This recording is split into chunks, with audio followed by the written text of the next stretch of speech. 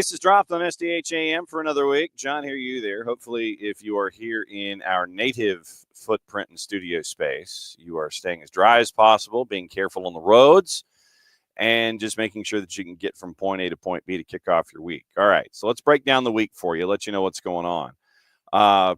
Remember, today is the beginning of the off-season chaos involving Major League Soccer. We'll get into that in just a sec. So here's the rundown for the week. And the next 2 weeks get a little weird. And I mean that in just a scheduling sense as I sit here and turn around and grab the schedule. Okay, so today is normal, as you can tell, since we're up and running already at 9:00 whatever. And like I said, my apologies. I always forget that I've got to do certain things to get the show up and running at 9:05. So morning. It is time to get everybody what's on everybody's mind. Morning, Harry. Harry's first in this morning. This is uncharacteristic. Traditionally, it's Alex that's in early this morning. All right. So today, normal. Tomorrow is going to be a PM show after lunch. This is when I start getting ready for the high school football championships. And so there's a meeting tomorrow at Mercedes-Benz Stadium during the show that I have to be at. So it'll be an SDH PM, and that'll help us out with news of the day and get us ready for the afternoon. So time to be determined. Set your notifications as to the when, but it'll be an SDH PM, not an SDH AM. Then we're back to normal. The Atlanta United Information Exchange Program with Tyler Pilgrim. He'll be at 9:15. We'll see if Dylan Butler can join us to put a bow on the end of the Major League Soccer season at 10, and then we'll get you through the rest of the day because we do have some college campi, I guess that's plural for campuses, that are still active in their particular division of soccer tournament. We're trying to catch up with those coaches. SCAD is continuing to advance, Dalton State continuing to advance, Columbus State continuing to advance. And so we're trying to catch up with them as we go this week as they get ready to travel to play next weekend. So Wednesday, normal. Thursday, normal. Opening hours, what the opening hour is. Hour number 2 is your power hour with Nino and Nico, fully loaded at 10 o'clock. And then the last half hour, we'll catch up with Nico Moreno and catch up with what's on his mind when it comes to Major League Soccer. Friday, normal. See if we can catch up with our friends from Beyond Goals Mentoring and find out what it's been like for our resident mogul in training and his Eastern Conference Championship performance by his Rhode Island FC, right there. Rhode Island FC, right there. So outside of tomorrow morning not being a morning show, it's a normal week. Next week is the week of chaos because I'm out. I have the high school football championships. I'm sequestered at Mercedes-Benz Stadium. We're on the air at 11 o'clock every morning, so I've got to be in there probably by 8:30. And so that's when they start putting makeup on me, and it takes 2.5 hours for me to get ready before the show starts. So we're trying to figure out what to do next week. I have asked folks if they can come in and see if they can host so we can keep everything rolling and get you ready for the Christmas season. So that is next week. This week, the only day that's different is tomorrow. It's an afternoon show, and I got to send an email to Keeler Hodges and let him know. Don't be expecting an email for what's going on because I won't be there tomorrow morning. Be there tomorrow afternoon. I won't be there tomorrow morning. So that's the rundown of this week and next with the high school football championships coming and MLS coming and all this kind of stuff. All right, well, he's early. Wow, I'm sitting looking down at the clock and I'm like, man, he's early. All right, fine, he's early. He got all the green lights, so that means one thing: it's Monday, and that means it's Mondays with Abe Gordon joining us from 92.9 The Game. As I look at him in the green room, your headroom, sir, is fine. You are ready to go. How we doing? Good morning. Morning. It is the end of a regular season in Major League Soccer. I imagine you were paying attention to the American college football this weekend, pretty much?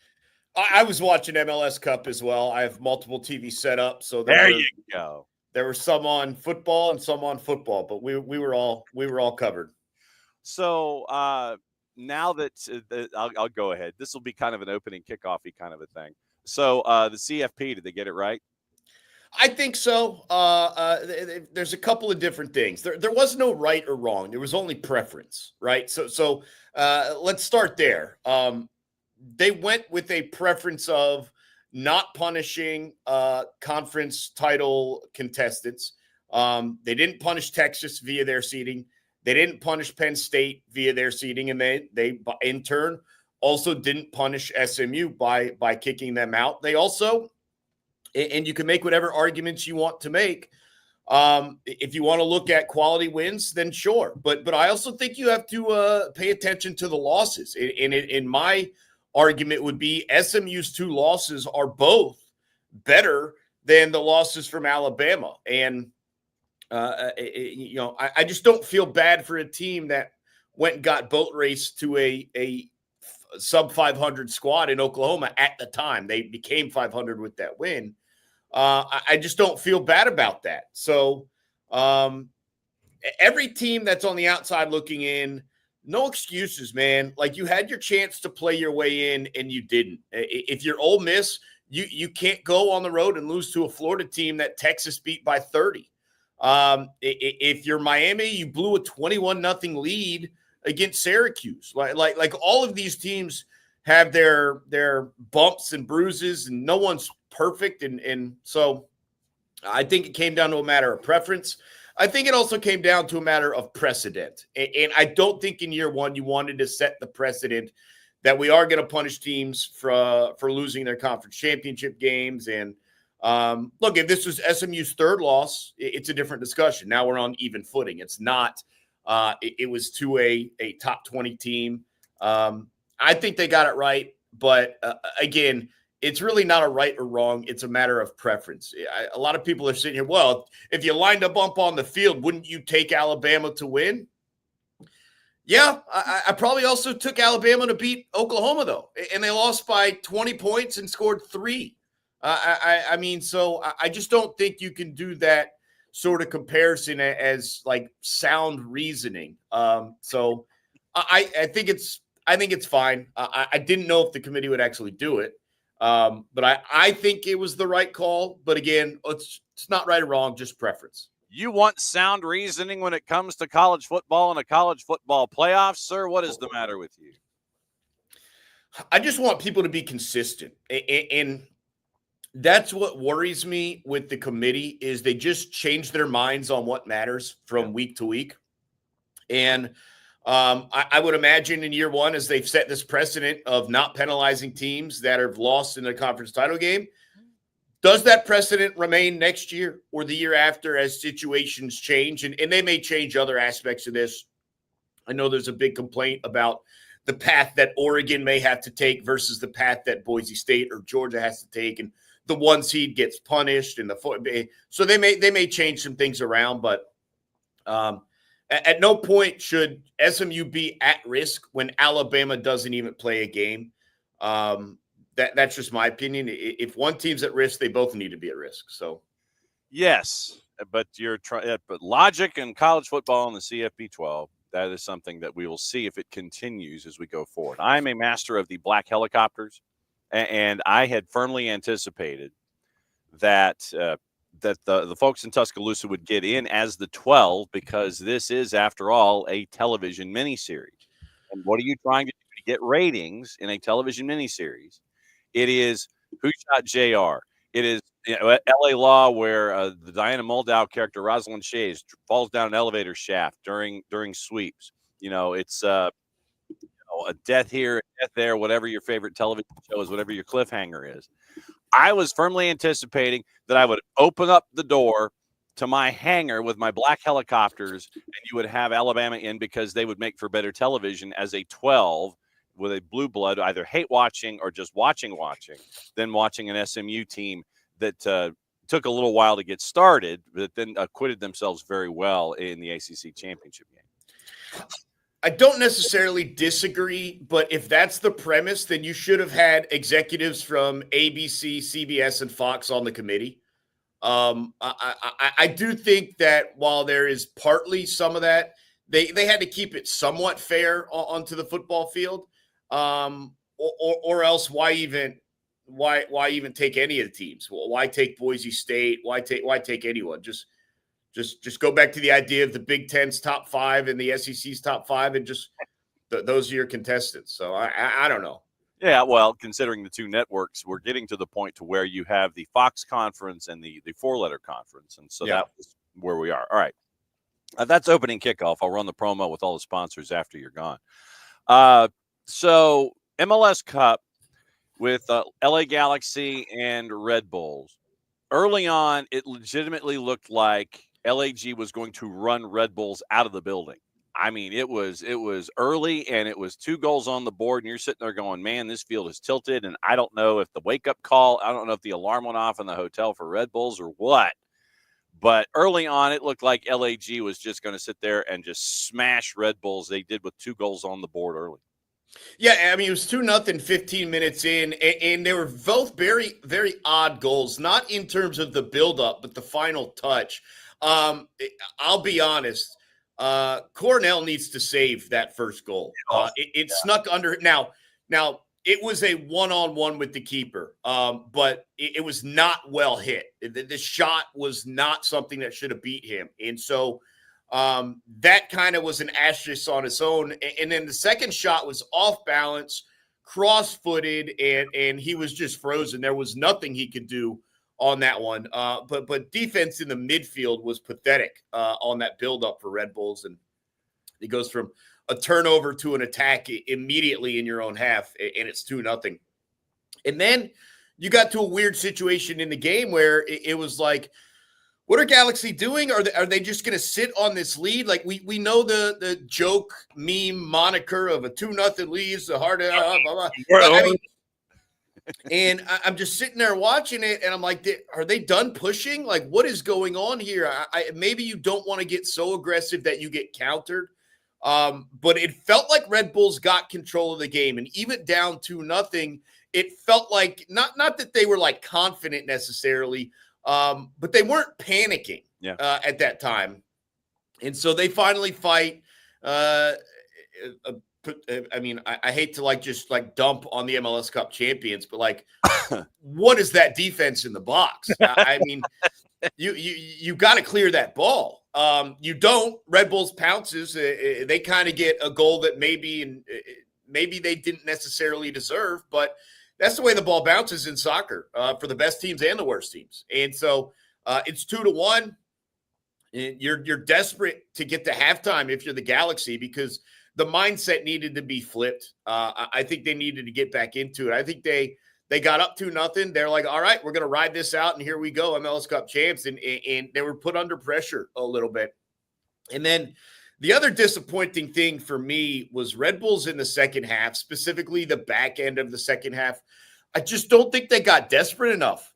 They really waited until stoppage time to just start forcing everything up the field. And I'm like, yeah, I get why you didn't have to start doing it at 60 minutes or even 75 minutes. But when you get to the 80th minute, you got to get your goalie into the box on corners. I mean, just start getting wonky out there. Get desperate. You've got to find a goal. This isn't you take your point and you have hope in the return match or anything.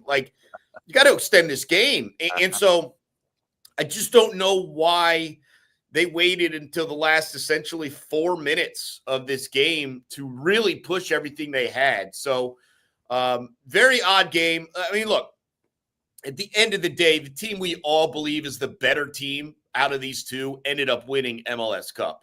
And they do so in their home stadium. So a couple of moments that I thought were really special.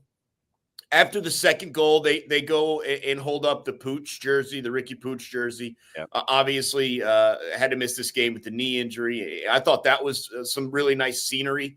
Once you go up 2-0, you're like, all right, we've won the MLS Cup. Here's a little love to our brother that's not with us on the field today.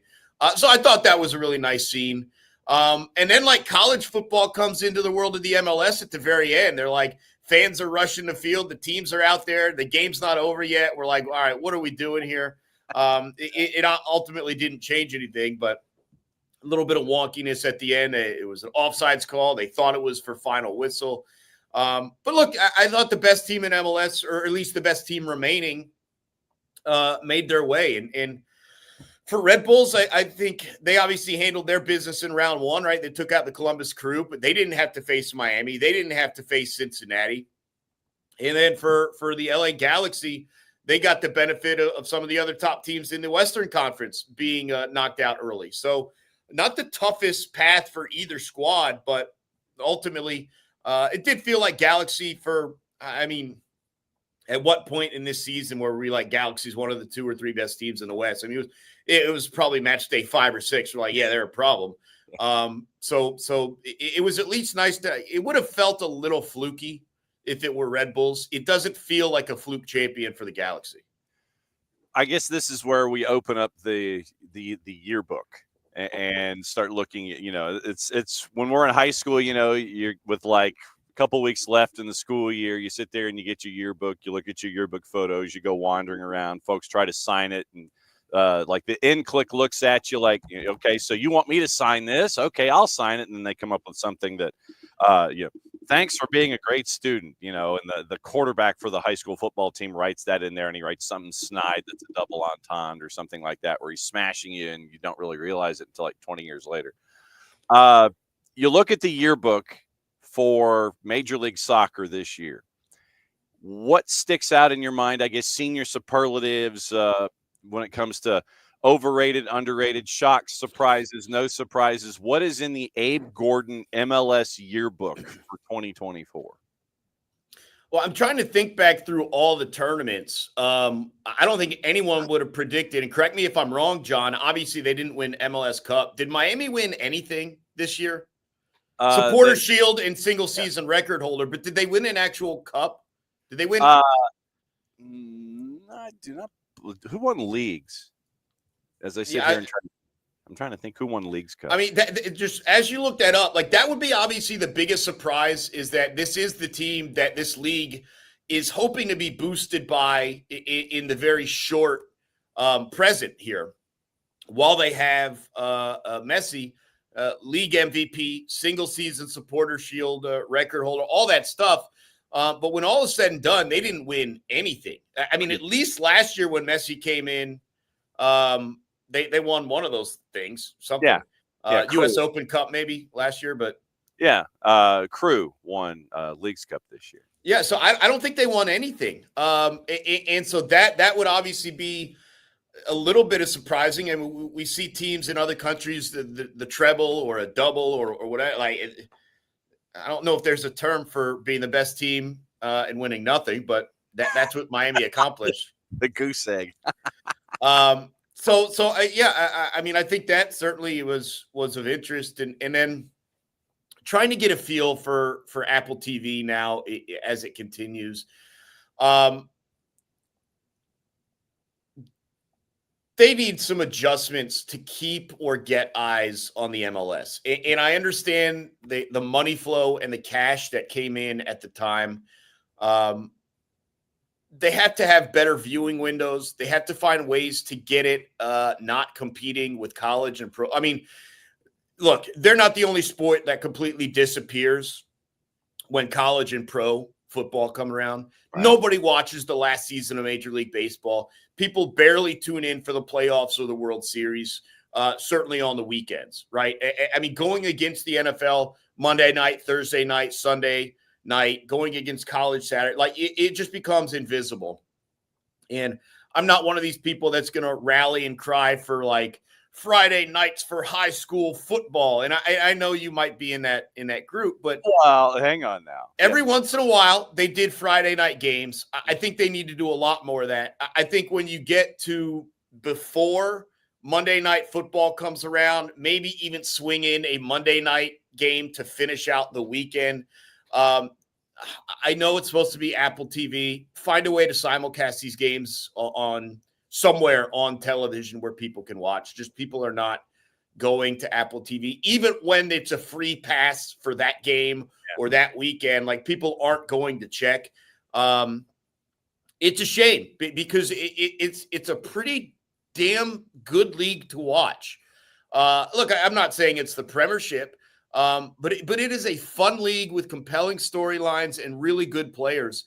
And it's a good league to watch that just gets completely buried with their packaging deal on Apple. And so I wish there was a way for them to get more eyes on the league, especially early. You've just got to gain the momentum because, again, once football season comes around, it's just so tough. Like, I work at the radio station. We have a team here in Atlanta. Like, we talk about it for 4 months, and then like the Falcons and Georgia kick off, and you're like, did United have a game today? Like, I get asked that question. Where was it? Home? Like, what happened? And I'm like, man, like, you guys aren't paying attention at all. And I understand why. And these are not necessarily people who are like soccer lovers in general, but it's just so tough to hold any momentum for the league once football kicks off. So, yeah, between those two, I don't know. I don't think we had any crazy, like, defining storylines of the season outside of Messi.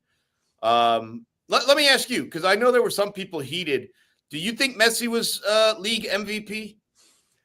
I would not have. Jim, it goes to my wording, and since you're reading my notes, I was going to ask you the question since you beat me to it.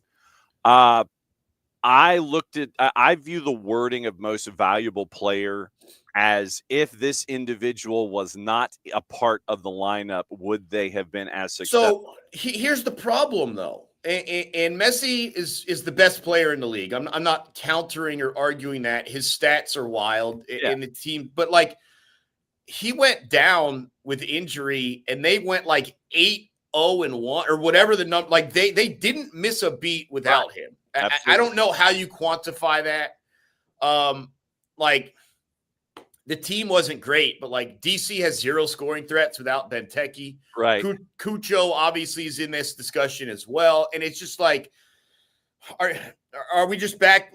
Are we going to join every other sport? Like is the MLS going to join every other sport where it's just best player on best team or biggest statistical season versus true value? And it's just tough. If we take this discussion real quick to the NFL, I don't know if he's going to win the MVP or not. But if you take Josh Allen off of the Bills, like, what is that team? Oh. And with all respect to Saquon Barkley, who's having a huge season, that's a pretty good team without him. I mean, Josh Allen's worth 6 wins. Saquon's maybe worth 1.5. You know what I mean? Like these are the comparisons. And then some people want to throw Lamar in there because of the offensive season he's having. Joe Burrow as well. Like, it's like a 4-loss team. The Bengals have like 6 losses. Yeah. So it's just so tough to quantify best player versus value. And almost none of these leagues use the term value properly. And I understand why MLS is probably heading that route. I also, voting systems are broken in every sport. Like, players face a guy maybe twice a year. Mm-hmm. And you're supposed to glean value off of that. Some guys you didn't face the entire season. You never saw him. You don't know how difficult he is to defend that year. You're certainly not watching games because they're on the same time that you are. Broadcasters, like, it's always tough to quantify who actually has watched enough to really glean that and not. So I don't know. I don't think there's a perfect solution. Messi, I have no problem with him winning MVP, but like, just like in every other sport, if we ever like actually define what most valuable player is supposed to be, I find it tough that he would have won just because of how good Miami was without him. Right. It was, I think you were right. It was 8 wins out of 9 in all comps. And I think they were, I think they'd won 3 of the 5 in Major League Soccer during that time frame. So Messi, number 1 for the players vote, number 1 in the media vote, number 2 in the club vote, had 4.7% more over Cucho Hernandez in the aggregate, 38.4 to 33.7. Evander was a distant third. Christian Benteke, an even more distant fourth, and Luis Suarez was 5th at 2.17%. But no, I would have gone. I probably would have gone Cucho Hernandez over Messi. I am not denying what Lionel Messi is for this league. Not denying that under any circumstance whatsoever. But I would have gone Cucho, considering if you had taken Messi out of Inter Miami and Messi and Friends, you still would have had and Friends, and you still would have been successful, and you still would have won the Captain America pie plate, I'm sure, at the end of the season. So that's how I viewed the Major League Soccer MVP voting. To your point about other nights of the week, last week, in between visits of you, we actually tackled this. And we suggested that Major League Soccer find a way to own Friday night. Okay. You get the doubleheader. You start your programming at, say, 6:30 or 7 o'clock.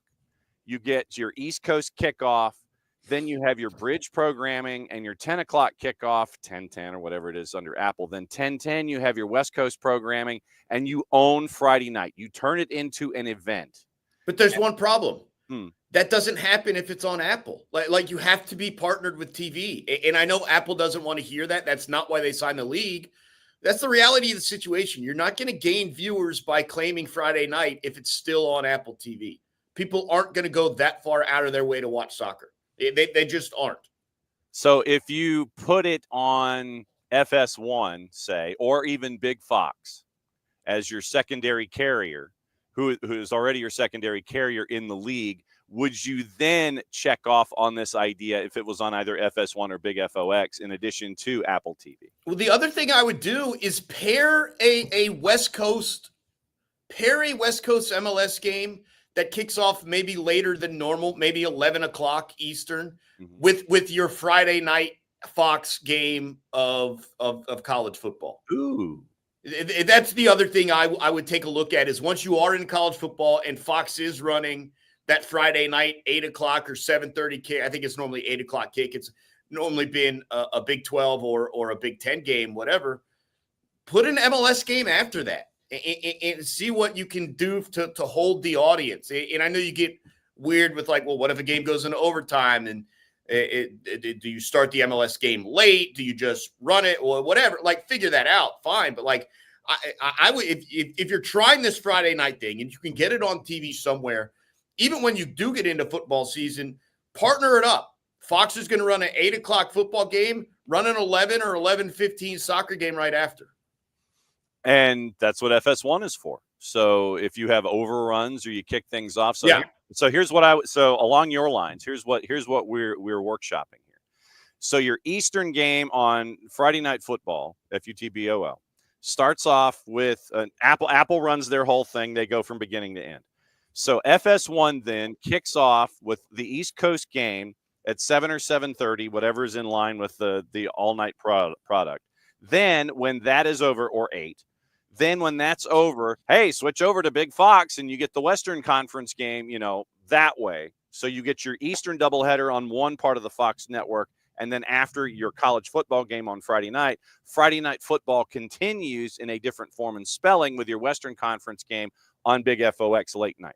Yeah. And you still get potentially a decent holdover audience from the college football game when you get to that part of the year. I mean, you got to do something.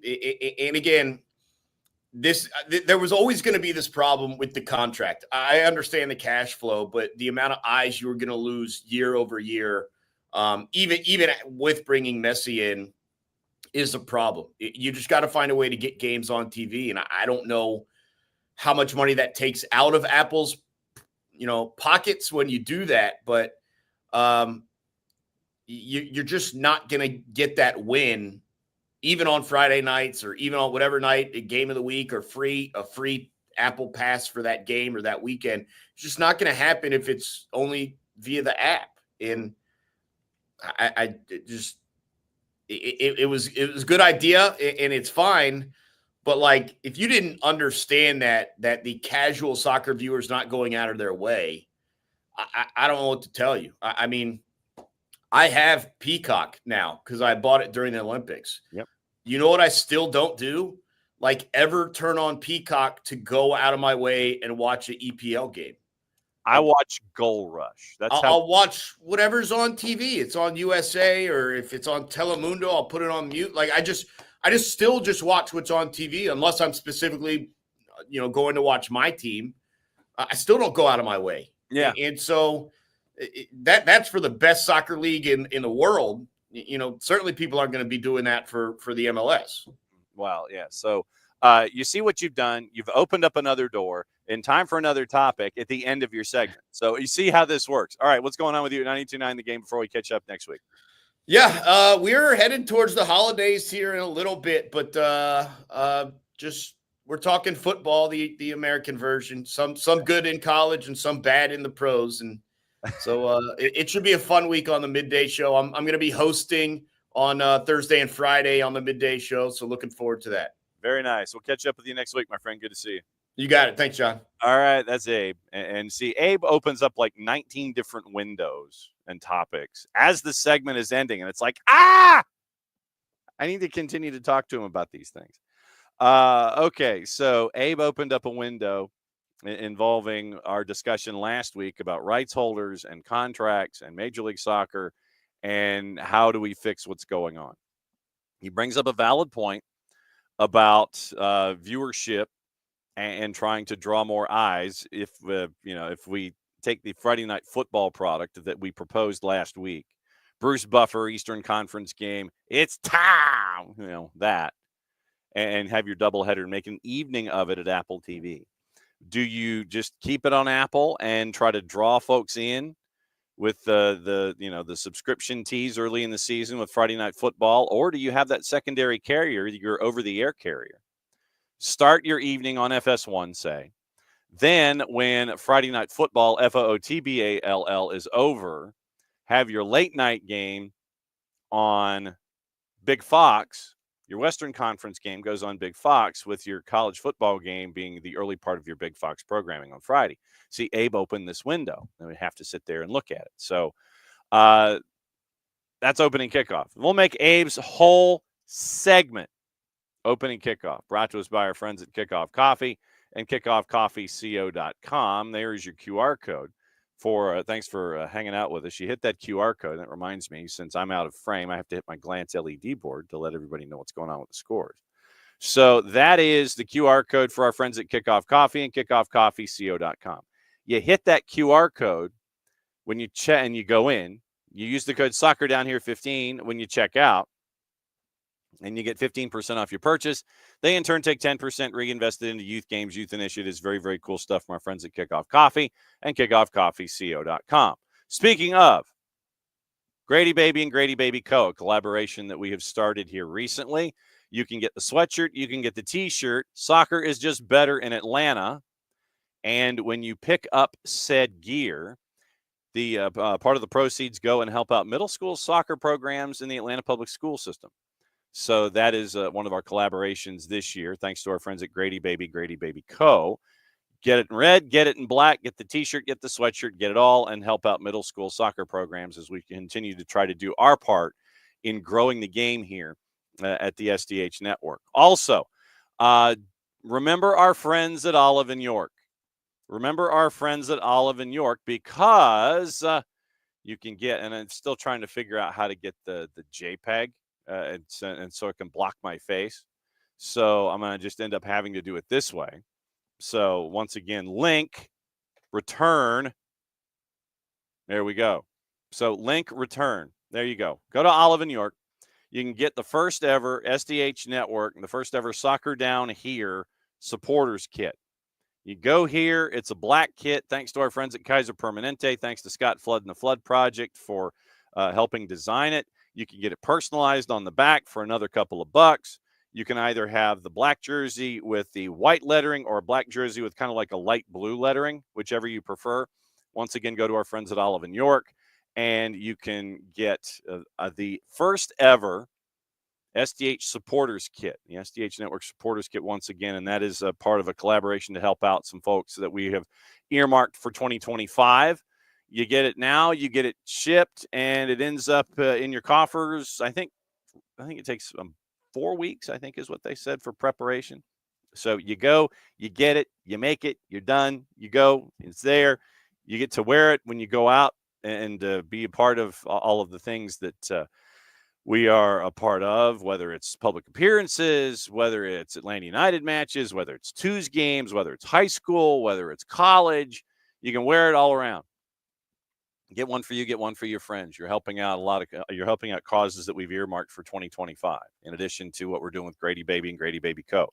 Olive and York supporters kit, Grady Baby Co. t-shirt, sweatshirt to help out middle school programs in the Atlanta public school system.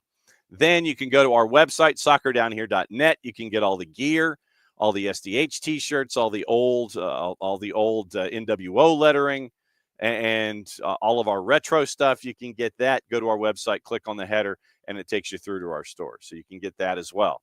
And I'm also going to let you know and remind you once again, this is the last time that our friends at the Marshall Islands produced a jersey. You can still pick up the scarf, by the way, that was a part of our project and our way to help out the Marshall Islands. You can go to the Marshall Islands Soccer Federation website and get the scarf. You can get that jersey, and they're also releasing a new one just in time for the holidays. They don't have the links up yet. It's not at the store yet, but that's the last one that they produced before they produced the new one. We need to catch up with Lloyd Hours, the technical director for the Marshall Islands Soccer Federation, get the latest about what's going on, especially up in the Four Corners, up in Northwest Arkansas, in Northeast Oklahoma, in Southwest Missouri, and Southwest Kansas, and Southeast Missouri. I think that's right. So Arkansas, Missouri, Kansas, Oklahoma. They're in the Four Corners. So you can go and grab the new Marshall Islands jersey when they make that for sale. But we've got to catch up with Lloyd Hours, the technical director, and find out how things are going up there at in the territory for USL Arkansas, up in the NWA. So there's a lot going on. There's a lot that you can do to help out just in time for the holiday season and just in time for Christmas. Christmas. To me, Alex, it's black. Of course, it might have been limited lighting when I was looking at it on Scott Flood's laptop. I thought it was black. And so if it's maybe shoot Olive and York a note and ask them, because then that'll have an answer for all of us. So shoot Olive and York a quick note. I think, don't quote me. All right. So we're going to live workshop this. I think it's black. I think it is. I legitimately think, yes. Orders shipping 4 to 5 weeks after purchase. So, all right. It doesn't say. Okay. Doesn't just says size and trim color. So trim color can either be sky blue or white. I think it's black. That's just me. I think it's a black supporters kit, but anything is possible, and it usually is. So, like I said, that's just me staring at it. So that's all the stuff that's on our Christmas list. What's on yours? So that's opening kickoff brought to us by our friends at Kickoff Coffee, kickoffcoffeeco.com. All the different ways that you can help what's going on when it comes to Major League Soccer, SDH, the SDH network, and everything that we do, and everything that you guys help us do on a daily basis. So it's very, very cool on a Monday. All right. So I wanted to kind of get into, before Bart joins us in 15 minutes, since we were fixing Major League Soccer and kind of got into MLS Cup. And we'll get into reffing down here and the U.S. Women's National Team and all those kinds of things. The other news of the morning. And by the way, we have, it is an important day. Morning, Abby. It is an important day in Major League Soccer because it is the beginning of the half-day trade window.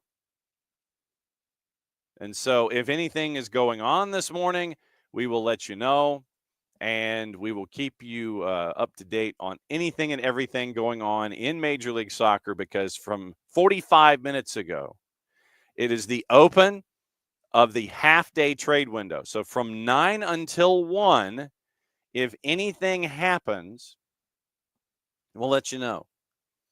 And a couple of transactions that happened before the opening of the half-day trade window.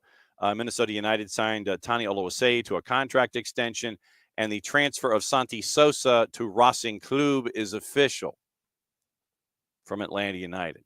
That's why you picked up the option. You pick up the option, so that way someone's interested, you get a transfer fee out of the deal. And we also mentioned last week about Edwin Mosqueda, and there are a couple of clubs interested in him. Manuel Veth yesterday mentioned that it appears, and like I said, this is, it's kind of where we are right now in this particular time of the season. According to Manuel Veth, it looks like Atlanta United is interested in Drew Yearwood. Now, for those of you that might remember, it's like Drew Yearwood, who, what? Yeah, that Drew Yearwood. The Drew Yearwood that you either saw in a Red Bulls uniform or you saw in a Nashville uniform. And it appears that Drew Yearwood might be chased after by Atlanta United when it came to availabilities and available players. So right now, and Veth has been active yesterday, last couple of days. So a couple of things that Veth has put out there, and the signing of Eric Maxim Choupo-Moting is getting closer and closer to being official for Red Bulls, by the way. So it appears, a couple of notes from Veth from yesterday. MLS Next Pro's Golden Boot, Next Pro MVP and Golden Boot winner David Paraba signed a first-team deal with Chicago Fire. That's a smart move by the Fire. 21-6 in 32 games last year for Chicago Fire, too. Now, the note on Drew Yearwood. According to Veth, sources say that Atlanta United are interested in signing the free agent center midfielder. Talks early stages, parties still far apart when it comes to salary. Atlanta would like to make it work. This is according to Manuel Veth. Other clubs also interested. Yearwood's contract set to expire New Year's Day. So, Drew Yearwood, who is a certifiable pain in the butt for both Nashville and Red Bulls, was making, and I had the number here. So, Drew Yearwood, last year for Nashville as a central midfielder, base salary of $550, guaranteed compensation just under $600,000. So, 24-year-old, but I know a lot of us may remember him from his time with Red Bulls before he moved from Red Bulls to Nashville. Just to give you some background, 25 matches last year with Nashville, 1 goal, 2 assists, 1,528 minutes. 1 game in Huntsville, 3 games in CONCACAF Champions Cup. Spent a lot of his time before then with Red Bulls.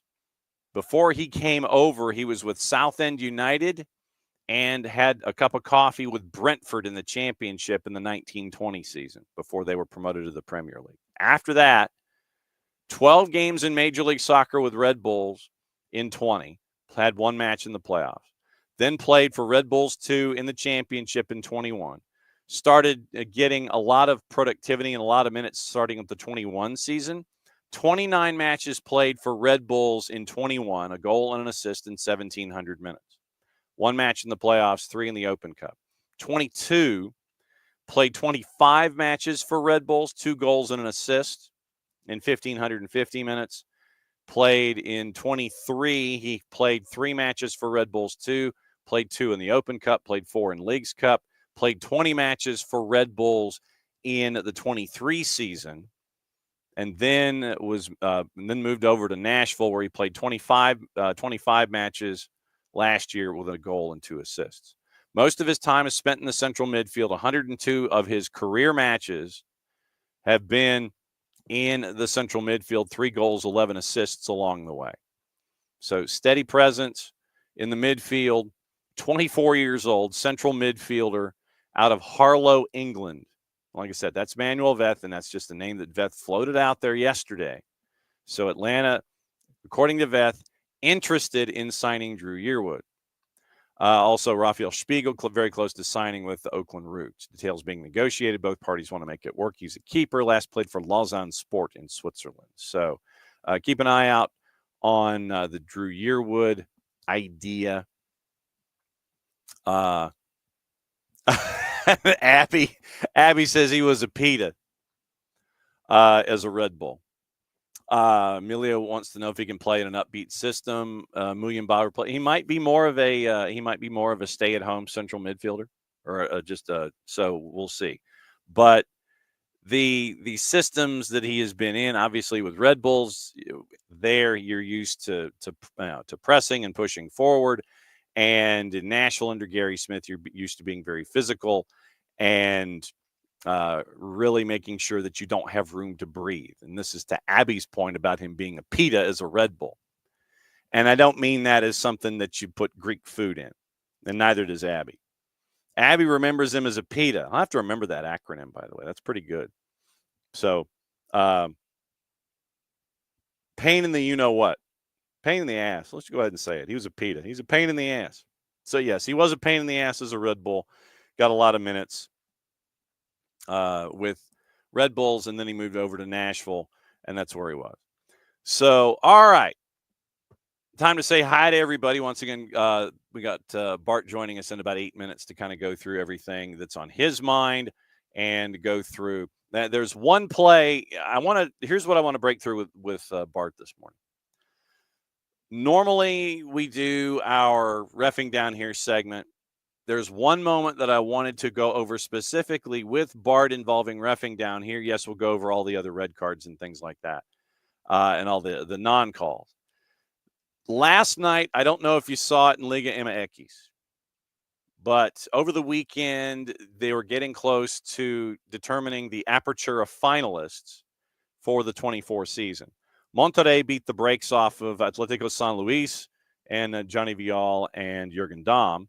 So Monterrey advanced Saturday. The Sunday match was the second leg of Club América and Cruz Azul. So in that particular match, it was crazy. It was 2-0 and 3-1. And then it was 3-3. And then it ends up with a penalty call at 90+4 that ends up giving the seventh goal of the match to Club América. They beat Cruz Azul 4-3. They advanced to play Monterrey in the finals in Liga MX in the Apertura. I wanted Bart to go over the penalty call inside the 18. I wanted to basically get his thoughts on it. That's going to be one of the plays that we look at from this week when it comes to Liga MX and how we look at Reffing Down Here on a Monday. But I also wanted to discuss with Bart the heat in the room and how in a game that is as chaotic as that one was, once again, you had a goal that made it, you had goals on the board that made it 2-0, then it was 3-1. It was 2-1, 3-1. Then 3-3, then a penalty at 90+4, where you had 12 minutes added. Then it's a goal that gets scored, 4-3 final, and Club América advances, and everybody talks about the Cruz Azuleada all over again. So that's where that's one of the plays that I wanted to bring to the table this morning with Bart in Reffing Down Here. But we're also going to talk about the women's national team, and we're going to talk about the goalkeeping situation, considering that they no longer will have Alyssa Nair as a part of the activity between the sticks. So we'll find out what he thinks about the keeping situation, what we may have learned from the window, and Reffing Down Here as we always do. And it's always good to have Bart, who suffered through the Friday show where the internet provider here at Office HD decided to just kind of shut things down and turn things off. It was like somebody had a light switch and they're going off, on, off, on, off, on. 4 times the show dumped, or at least it dumped on my end. Bart was in the room. Everybody else who were guests, they stayed, bumped me out. And so that's why the show in its edited audio form only went 1 hour and 45 minutes. I shudder to think what it looked like on YouTube.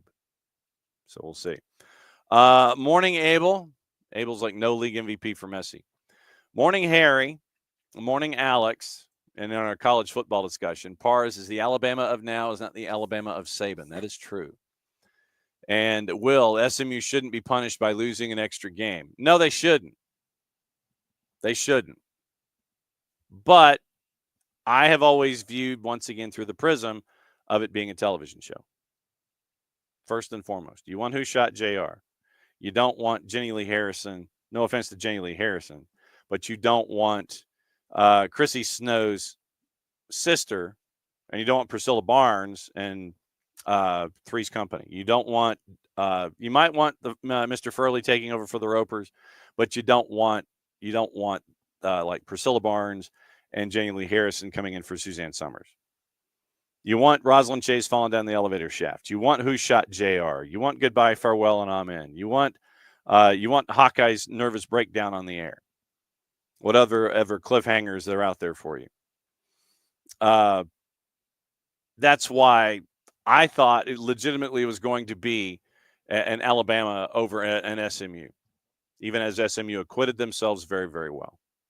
Like I said, I'm programming a television show. I'm bringing in Alabama for hate watching or just watching in general. Pars, I'd love it if college football had promotion relegation. I would love it because then you'd have teams in the Missouri Valley. Then you'd have like North Dakota State, South Dakota State in the probably in the Big 12 because they need all the help they can get. Could you imagine promotion and relegation in college football? It would be so amazing. You'd have Montana coming in out west and all these great powers that we see in Division I and Division II. I mean, you probably would be a couple of years from like Grand Valley State being promoted into the B1G, those kinds of things. I think it'd be amazing. I think you need to have it. Alabama, don't lose to Alabama once in, don't lose to Oklahoma by 21. Absolutely true. Also, week before SMU 3 spots above Bama being punished for losing an extra game is bogus. Absolutely true. And yes, Will, we are celebrating Happy Half Day Open Trading Window. So we are waiting for deals. When they happen, we will let you know what is going on with the half-day trade window, if anything is going to go down at all. So we will see what's going on there. Pars said he's been saying since Boise beat Georgia in the Dome, they should be able to be considered for better bowl games. Alex, when I was talking about the yearbook, I was in the nerd clique in high school. I know that surprises you. And so you had all the jocks who would sign things in the nerd books, and then it would be just like, great A+ in math, then they're the ones that are sitting there getting C's and D's and they don't care, but because they're the quarterback. Those are the kinds of things that I got in my yearbooks. No Cucho. Messi wanted on name only. Well, Messi's numbers were ridiculous, Will, but if you pull Messi out of the discussion, and it's like, okay, like I said, it depends on how you gauge MVP, what your definition is. For me, with Messi, if you pull him out of the lineup, they still won 8 of 9, and I think they were 3-1-1 in Major League Soccer. So, no, his numbers are sick. That is without question. But I view MVP through that prism. So, and will the ultimate broken systems, the Baseball Hall of Fame? Missing on people's committee fixing or electing bad players. Harold Baines is not a Hall of Famer on any planet, according to Will. Happy, definitely, for Dave Parker and Dick Allen. Absolutely true. And Breezy Gaming, thanks for dropping by this morning. Pretty off topic. Fulham fan went to the game yesterday, so jealous. Jedi plays for the M&T. Okay. All right. Okay, cool. All right, good. Well, this is where we'll bring Bart in, as he's wearing his West Virginia gear today. So he's getting ready for a bowl game. All right, so I'm going to bring Bart in here to start things off since it is now officially 10 o'clock. We have viewers from England, and I can't do it like Nick and Jason do it. So I'm not England. Thank you, sir. So Breezy Gaming is in this morning, and he goes, hello, mate, pretty off topic here, but a Fulham fan who went to the match yesterday. I'm so jealous. Jedi plays for the M&T. He would easily be England's first choice left back. Exceptional yesterday against Arsenal. What say you, Arsenal fan? I'll just say that Jedi is always exceptional, and he's a very reliable and dependable player. And I think that's been his greatest asset to the U.S. men's national team. Is for the most part, he's been very healthy. and you know what you're getting out of him, but he has also improved a lot since he started with us back in 2021. Fulham does have a great left back in Anthony Robinson, and I think, as you saw yesterday, captaining the team, being a leader for that team. He's a good guy. We are lucky to have him for the U.S. national team, and I think he chose wisely. He chose wisely. Look, if you want to win games in the World Cup, you should play for the U.S. because England has never beaten the U.S. in the World Cup. Ever. Men's or women's. Oh, boy. Go ahead and start that fire already. These are just facts, John. I'm here to report facts. Well, I know you're here to report facts. That's why we bring you in here. And another fact, Alabama didn't deserve to go to the college football playoff. Oh, absolutely not. But once again, deserve versus television programming. We always know that when there's an option available, that door might get open. Yeah. Did you find out what bowl game your WBGVers are going to this year?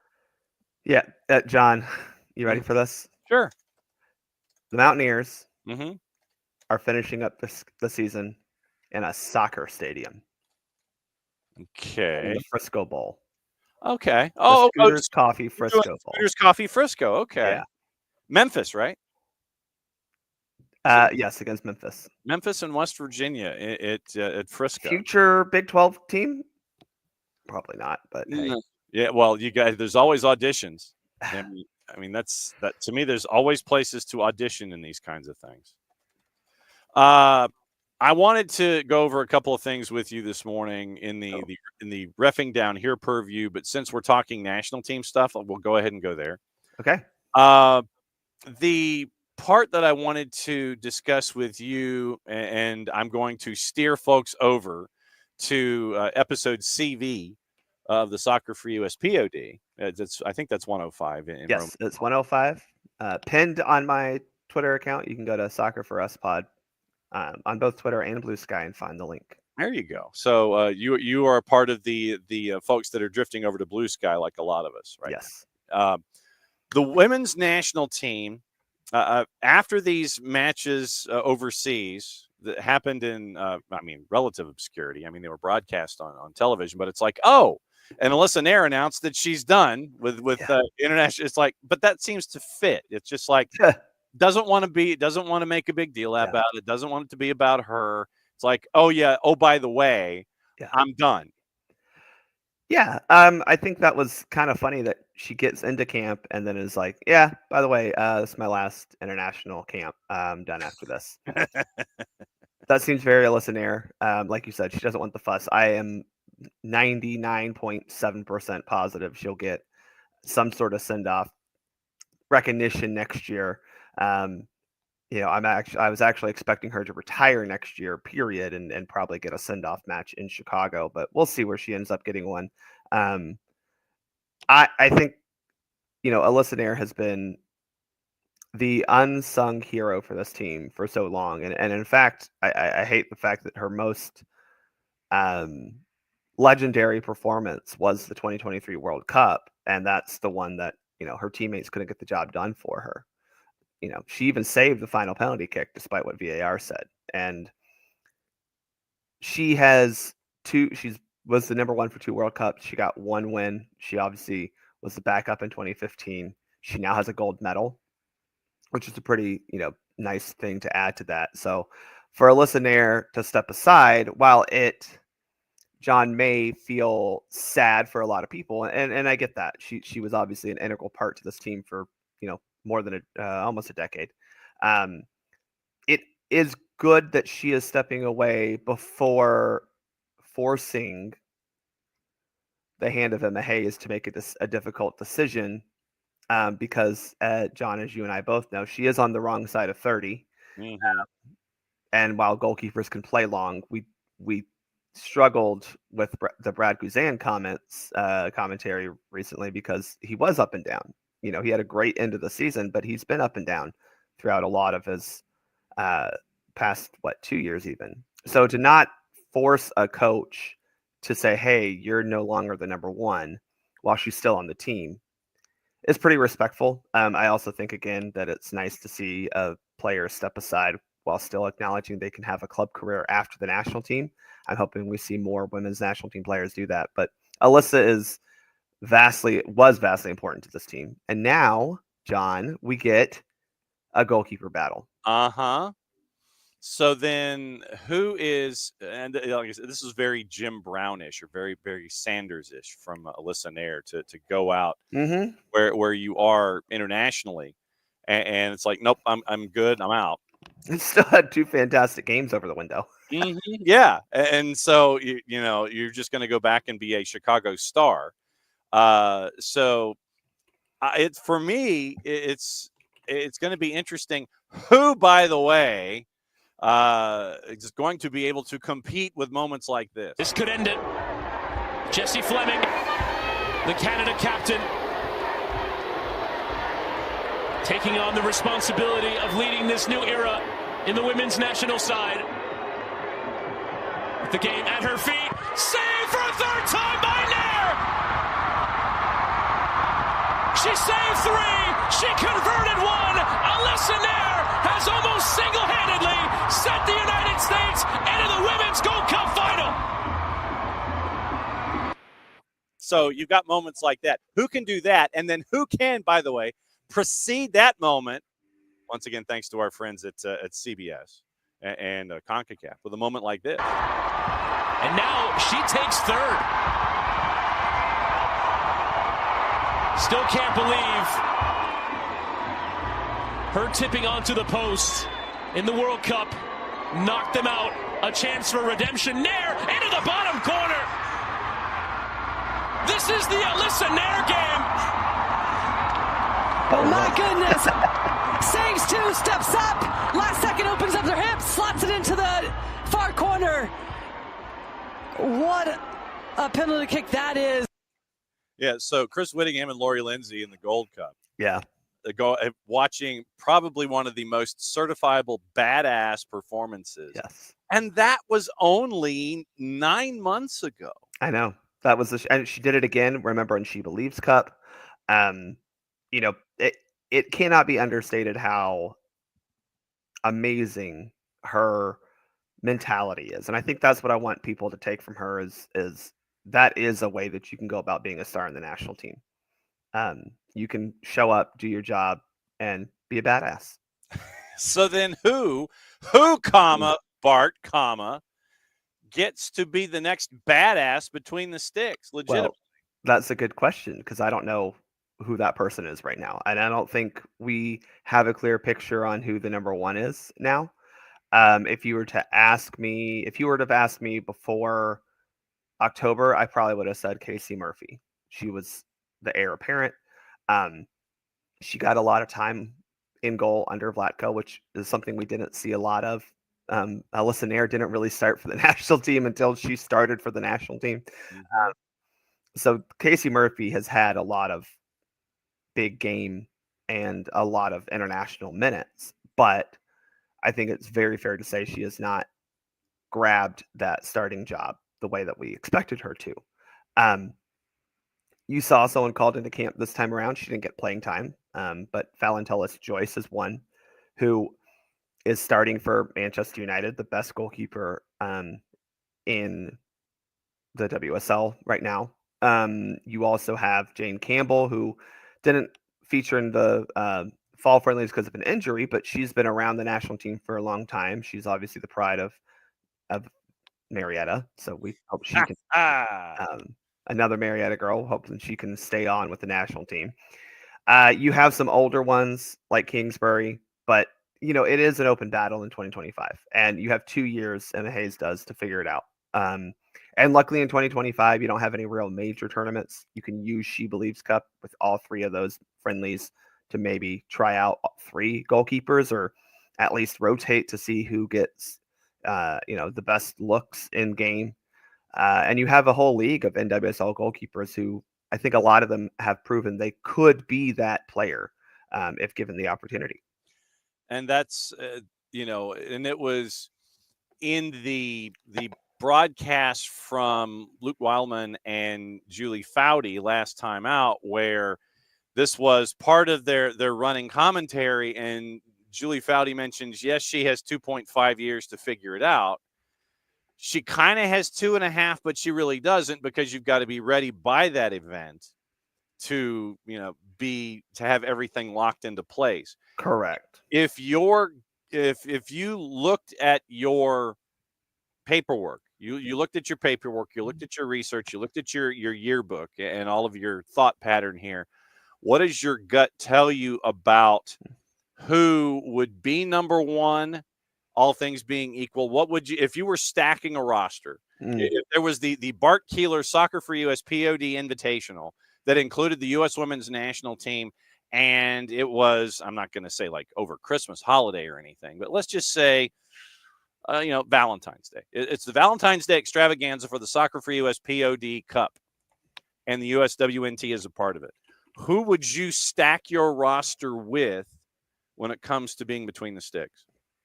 Well, let's just look at a real tournament. We have She Believes Cup coming up next winter, fall, whatever season that is at that point in time.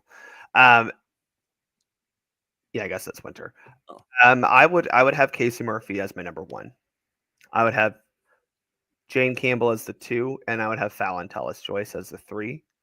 But I also really would like to see Katie Lund from Louisville. I think she's the one that I've been championing for a while.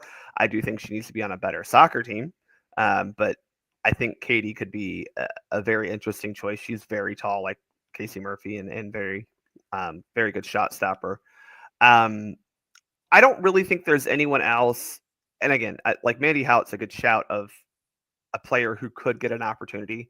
I just don't know how much you want to experiment, right? There's a difference between bringing players in to have them prove in person what you've seen on tape, or maybe at a game, right? Because Emma's not at training sessions. But then there's a difference between that and while it is a tryout, the field is very selected, right? It's curated. So I do think that you've seen kind of the players that Emma Hayes maybe is already considering in it, and they are Casey, Jane, Fallon, and probably Mandy Hout. It wouldn't surprise me if there are some other individual keepers coming in. But yeah, those are the ones that I think are most likely to be battling out for the number one spot. It sounds like there's 38 keepers that could possibly. I mean, there really are, John, and I think that's the difference between now and in 2016 when we moved on from Hope Solo, or Hope Solo decided to move on from the U.S. women's national team. It was a very much it's now Alyssa Nair, and we were a little uncertain, and part of that was again because Nair hadn't been given a lot of national team playing time. Whereas now we've seen some goalkeepers, right? We in October we saw Casey and Mandy, right? That's good. Again, in She Believes Cup, it wouldn't surprise me if we see at least 2 goalkeepers played, maybe 3. Again, in 2025, we don't have any real tournaments coming up, right? We don't have to worry for on the women's side to worry about like, oh, we got to go win a trophy. Obviously, you want to win She Believes Cup. I understand it's a tournament. It's a bunch of friendlies, so you have time to go explore. You have time to test players out in real time. But again, you're not holding an open tryout. You're carefully selecting who you're bringing in to make sure that they are up for it. And this is where Emma's going to be really tested. There's some other position battles in 2025 that we did talk about on the podcast, and we will probably talk about it a lot coming up in 2025. We have that Futures Camp in January, which is Emma Hayes taking the January camp from the men's side and actually framing it correctly. And we'll see if anything comes from that. I don't know if it will. Tegan Y is the youth national team goalkeeper that I think a lot of people are high on, but she's still, I don't think she's even 21 yet. So we'll see, John. But I'm glad that Emma is having tryouts, but being very selective about who's being brought in. Okay. Oh boy.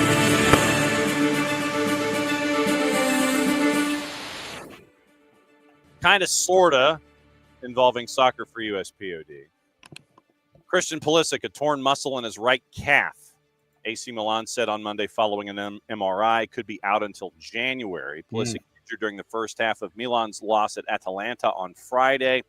Milan said he would undergo another MRI in a week. One of the top players this season, 5 goals, 4 assists in Serie A, 3 goals in Champions League. The men's national team does not play an official match until facing Panama in CONCACAF Nations League semifinals in March. Pulisic could return, according to the 4-letter and wire service reports, for the Italian Supercoppa semifinal matches against Juve in Saudi Arabia on Jan 3. There's another piece of breaking news that relates to Atlanta United there, John, if you want to hit that. It's in the chat. So The high performance note? yeah, did we get that already? No, we have not. There. So I boosted the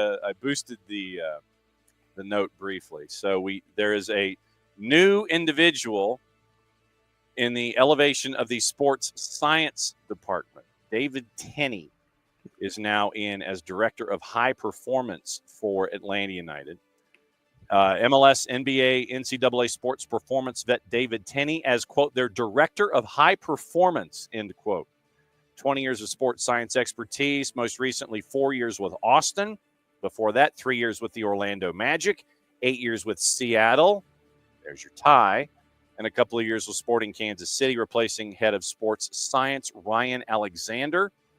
Quoting Garth, excited to welcome David to the club as director of high performance. Considered a leader in our industry, David brings 20 years of experience in elite sports performance, during which he worked for multiple MLS teams across multiple different sports, overseeing the club's performance department. That includes first team, Atlanta United 2, and the club's academy. So, director of high performance, David Tenney, is now in. Led the sports performance department with Seattle for 9 years, 09 to 17. Ultimately promoted as high performance director for the 2017 season. With the Sounders, 2 MLS Cups, 4 Open Cups, made MLS playoffs in all 9 years. Tenney created the Sounders Sports Science Summit, say that 10 times fast, which became a leading sports science conference, goes into his career. But a director of high performance now for Atlanta United, David Tenney, is being brought in from Austin FC. So that is clearly AC Milan needed him to keep Pulisic healthy. there's the first zinger of the morning. There it is. Bang. Yeah, it sucks for Pulisic. He's had a fantastic season. Hopefully this can't. I mean, he's legitimately had player of the year type performances for Milan this year. So I think Milan will miss him a lot, but hate that for Pulisic.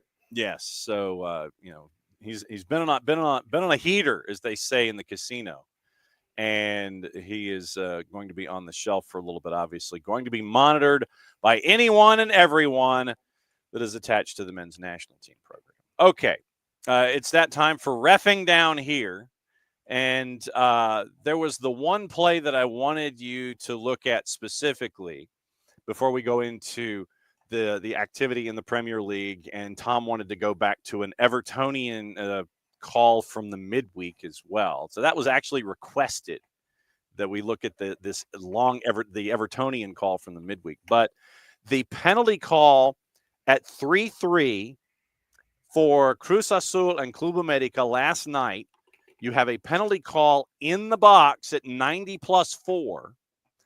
And it kind of looked like either one of two things. It looked like dude was trying to take a somersault over the opposing player, or it was a hip toss that was being made inside the 18.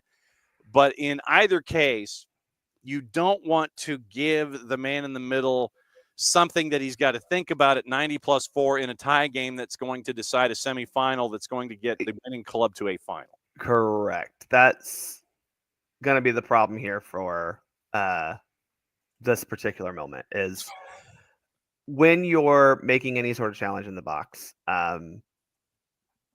you have to be very careful because in a pivotal juncture like that, one, I will say referees don't want to have to make a call here, right? This is not the type of game deciding decision you want to have to make. But, however, we're also very much in the heightened sense of awareness of what's going on because everything else is very very very tensions, very very tensions. There are going to be people who are going to get mad no matter what this decision would have been. So yeah, the defender made a mistake by making such a, I don't want to say careless challenge, but that's by definition what a foul is. Yes. Just not sticking to their technique. Let's put it that way. Right. So, and the point that I wanted to go in sideways here and discuss with the idea of a center ref navigating a moment like this and trying to determine internally, okay, I've got a tie game.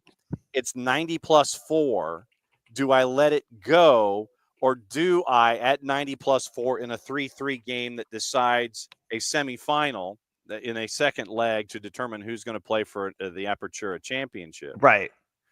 That whole notion of, okay, do I let it play out? Is it too harsh? There's that line that you've got to navigate late in a match with everything that's important and everything attached to the top of it. That's kind of what I wanted to gauge your opinion on here. All of these different things that you have to navigate as a center ref. Yes. Late in a match with all of this that is as important as it is. Well, and that's kind of the question you have that I the way you framed it, I don't love. Do I just let it go? And again, I think I've talked about this. I don't like the term of, oh, just let them play or let it go.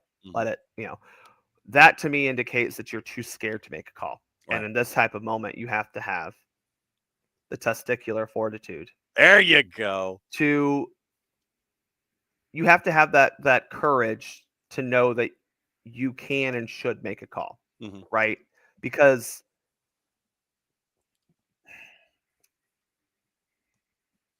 you have to keep your threshold of, is it a foul, the same. Right. Just because it's the 90 plus what, 4/5 whatever minute. Yeah, 90 plus. Doesn't mean that it's any less a foul than if it happens in the 4th minute or the 44th minute or the 64th minute. You have to have the courage to believe in yourself to make that call. And that was kind of what. How many times do you see outside? And like I said, we can be talking about various and sundry levels of the sport. How many times have you noticed that either as an observer of a match where the line shifts late because of all of those external? Well, I think with VAR, John, we have been able to keep our lines a little more consistent throughout the game, because in the past, I definitely believe that there have been referees who wouldn't have called something like this because you don't want to be the person who impacts the outcome of a match like that, right? Now, personally, again, if it's a foul, it's a foul. It needs to be called. That's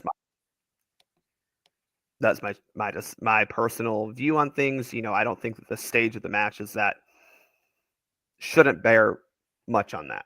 Okay. But you also have to take into account the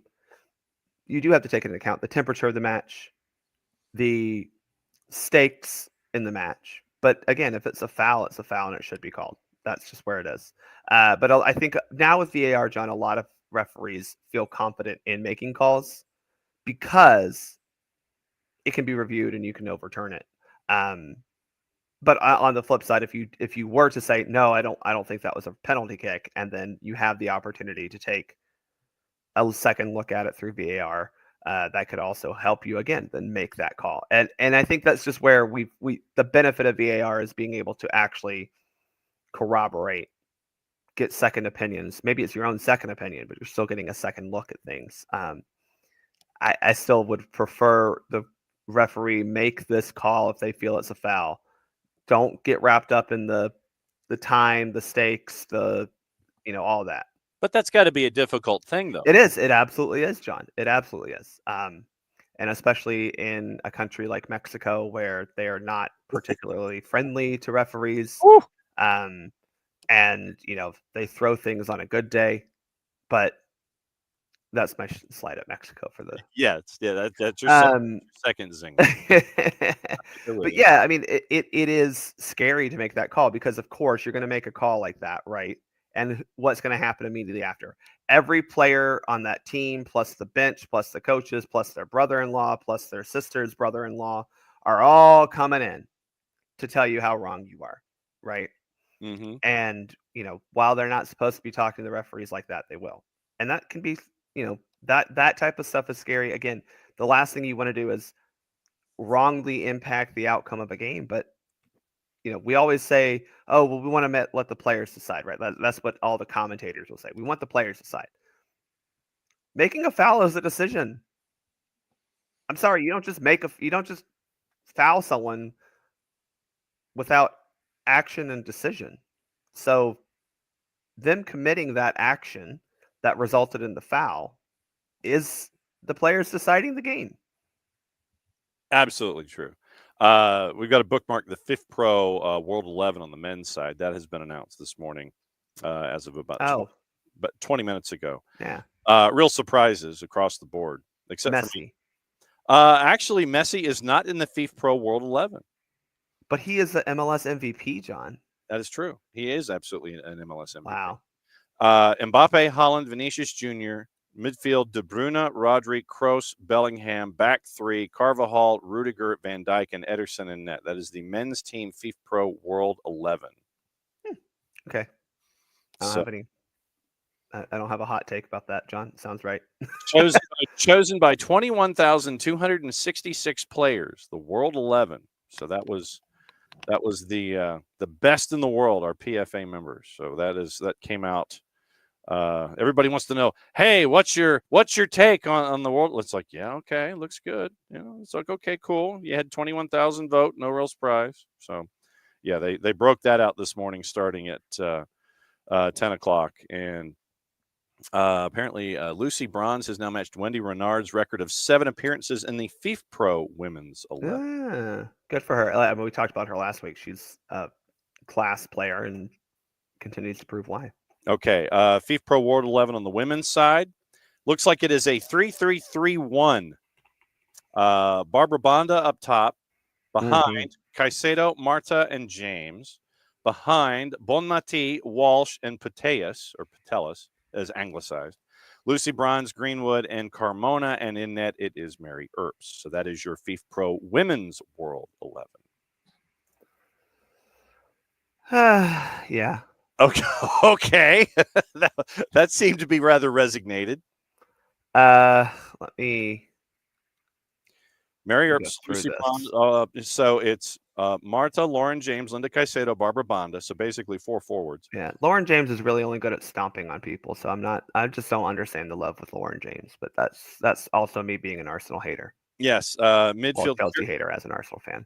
Kira Walsh, Alexia Putellas, Aitana Bonmati, your back three defensively, Lucy Bronze. I don't think Putellas deserves it. I gotta be real honest. She's at this point, she's just riding on name recognition. That's just where she is. I'm sorry. She hasn't been that elite for a while. Mm-hmm.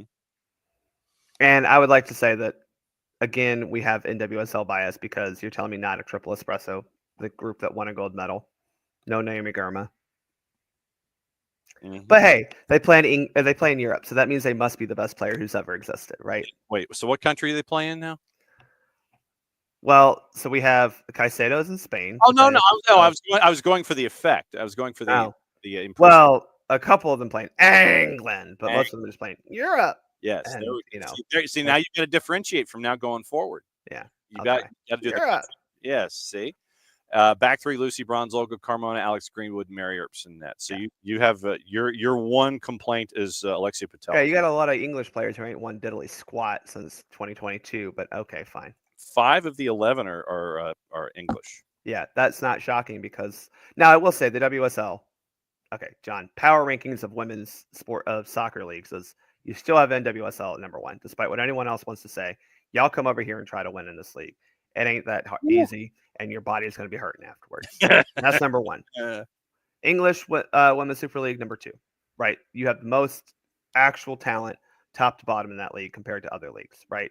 Mm-hmm. Spain is like number 7. You've got Barcelona. Barcelona. None of the other teams are that good, right? In Yeah. France, you got 2 teams, maybe 3. Yeah. Lyon, PSG. That's it. Yeah. Germany's getting better. You got Wolfsburg, you got Bayern, but I'm telling you, man, like the European leagues they're all just very concentrated, Mm-hmm. and they all have they have 2 teams maybe in each league that has all the good players, Yeah. right? Mm-hmm. Okay, good for them. There's an imbalance, I believe, is what A we're. massive imbalance in talent, and that's why I'm sorry, I don't buy into the European hype the way that a lot of people do. There's a lot of Euro snobbery coming from the women's side because oh well, they play pretty soccer. Yeah, well, watch as Trinity Rodman and Mal Swanson just run past them and blast the ball into the back of the net. So Yeah, you want to talk about imbalance? Go to Scotland and look at their league. That is about as imbalanced as yeah.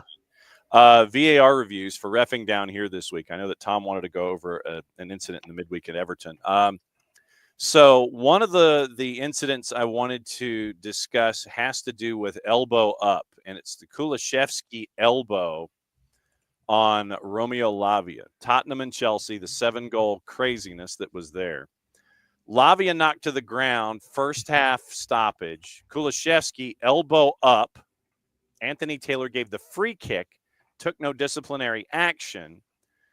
And the question is, should the VAR have advised a red, Kulishevsky catching Lavia on the back of the head with the elbow?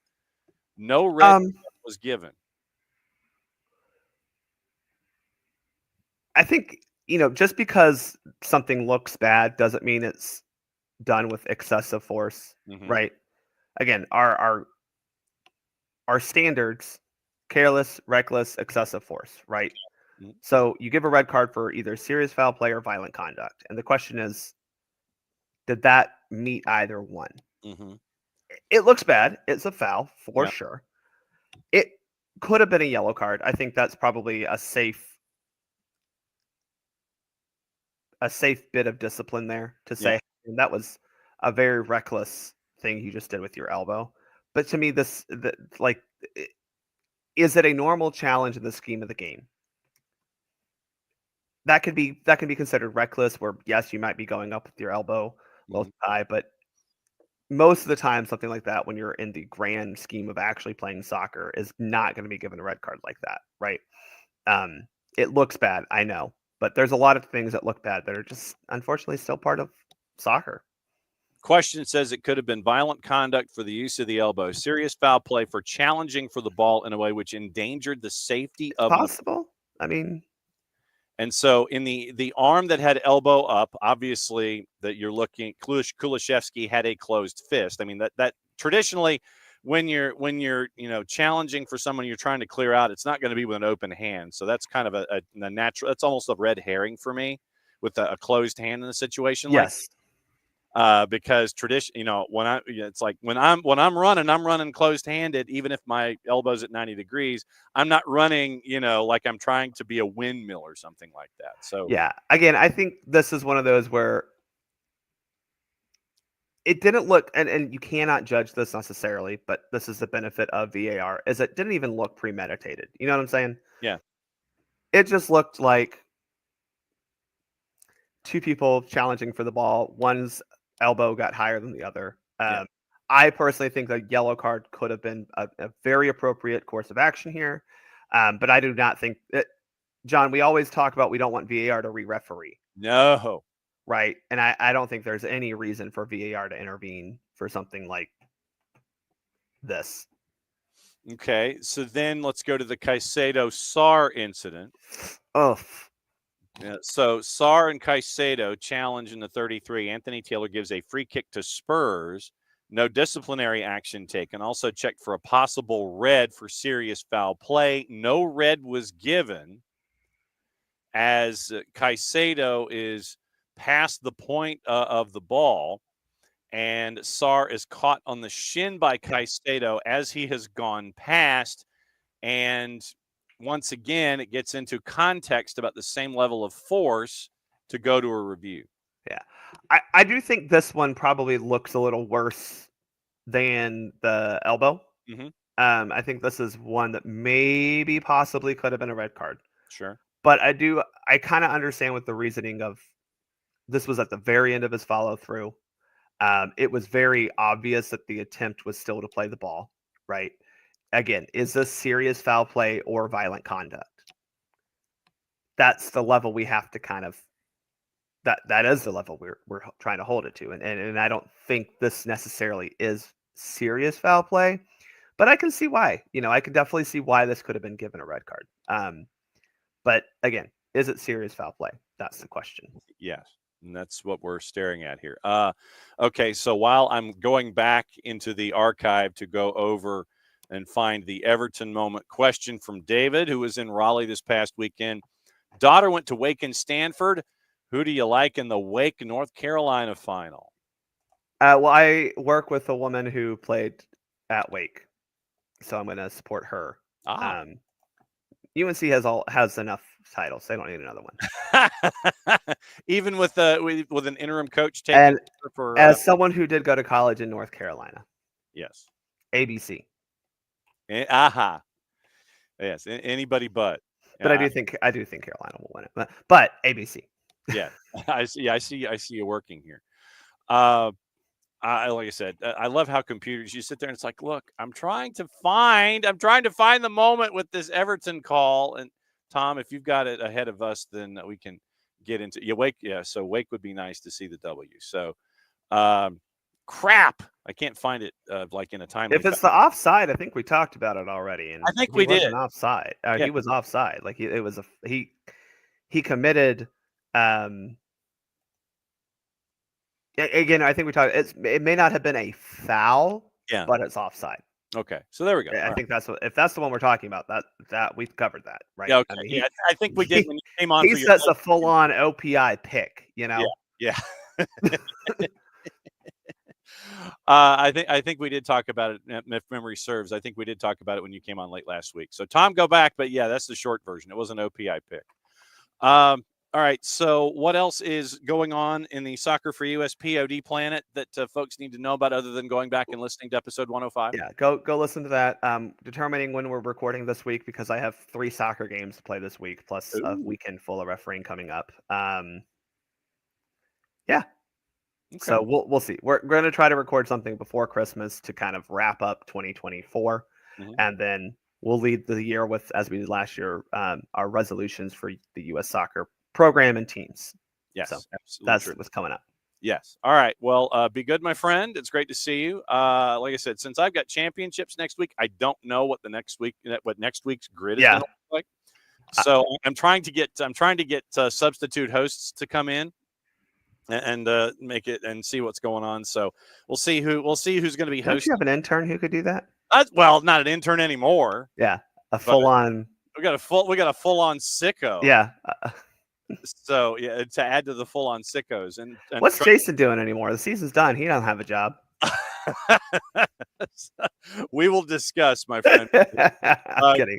That man is busier than, as my dad would say, he's busier than a one-armed paper hanger. So you ain't kidding, brother. As are you. You ain't kidding, brother.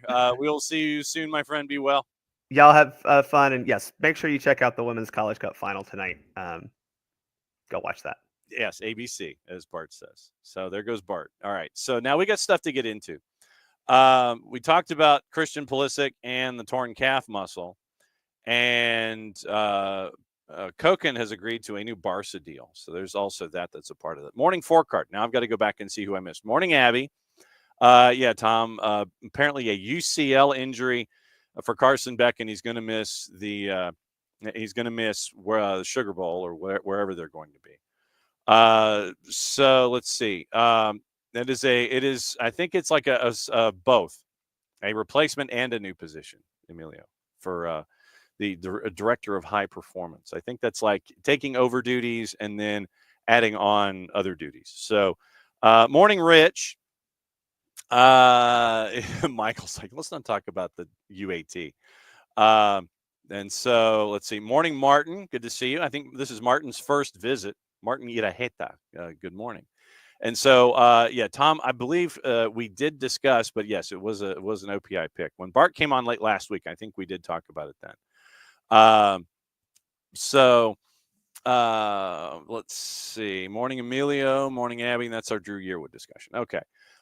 Getting into the other colleges, I know we've got to get into the Ashworth dismissal, firing, walking away at Manchester United. We got to get into that.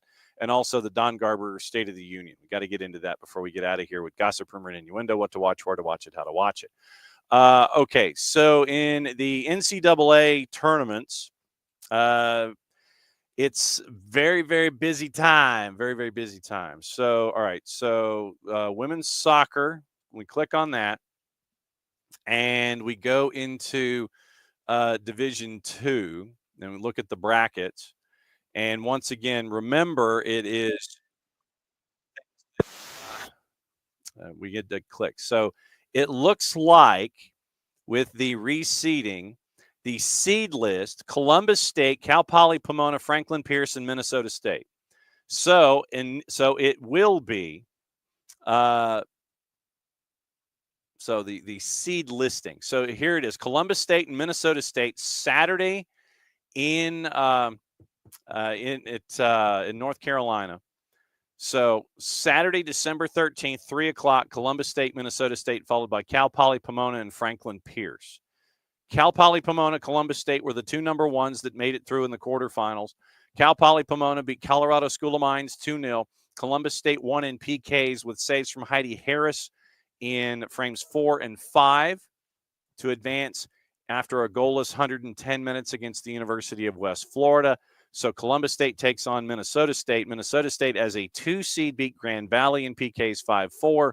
And Franklin Pierce, the 2-seed, upset Shepherd 2-1. So you have your two number ones, Cal Poly, Pomona, and Columbus State, taking on the two number twos, Minnesota State and Franklin Pierce. So that is semifinals, D2s.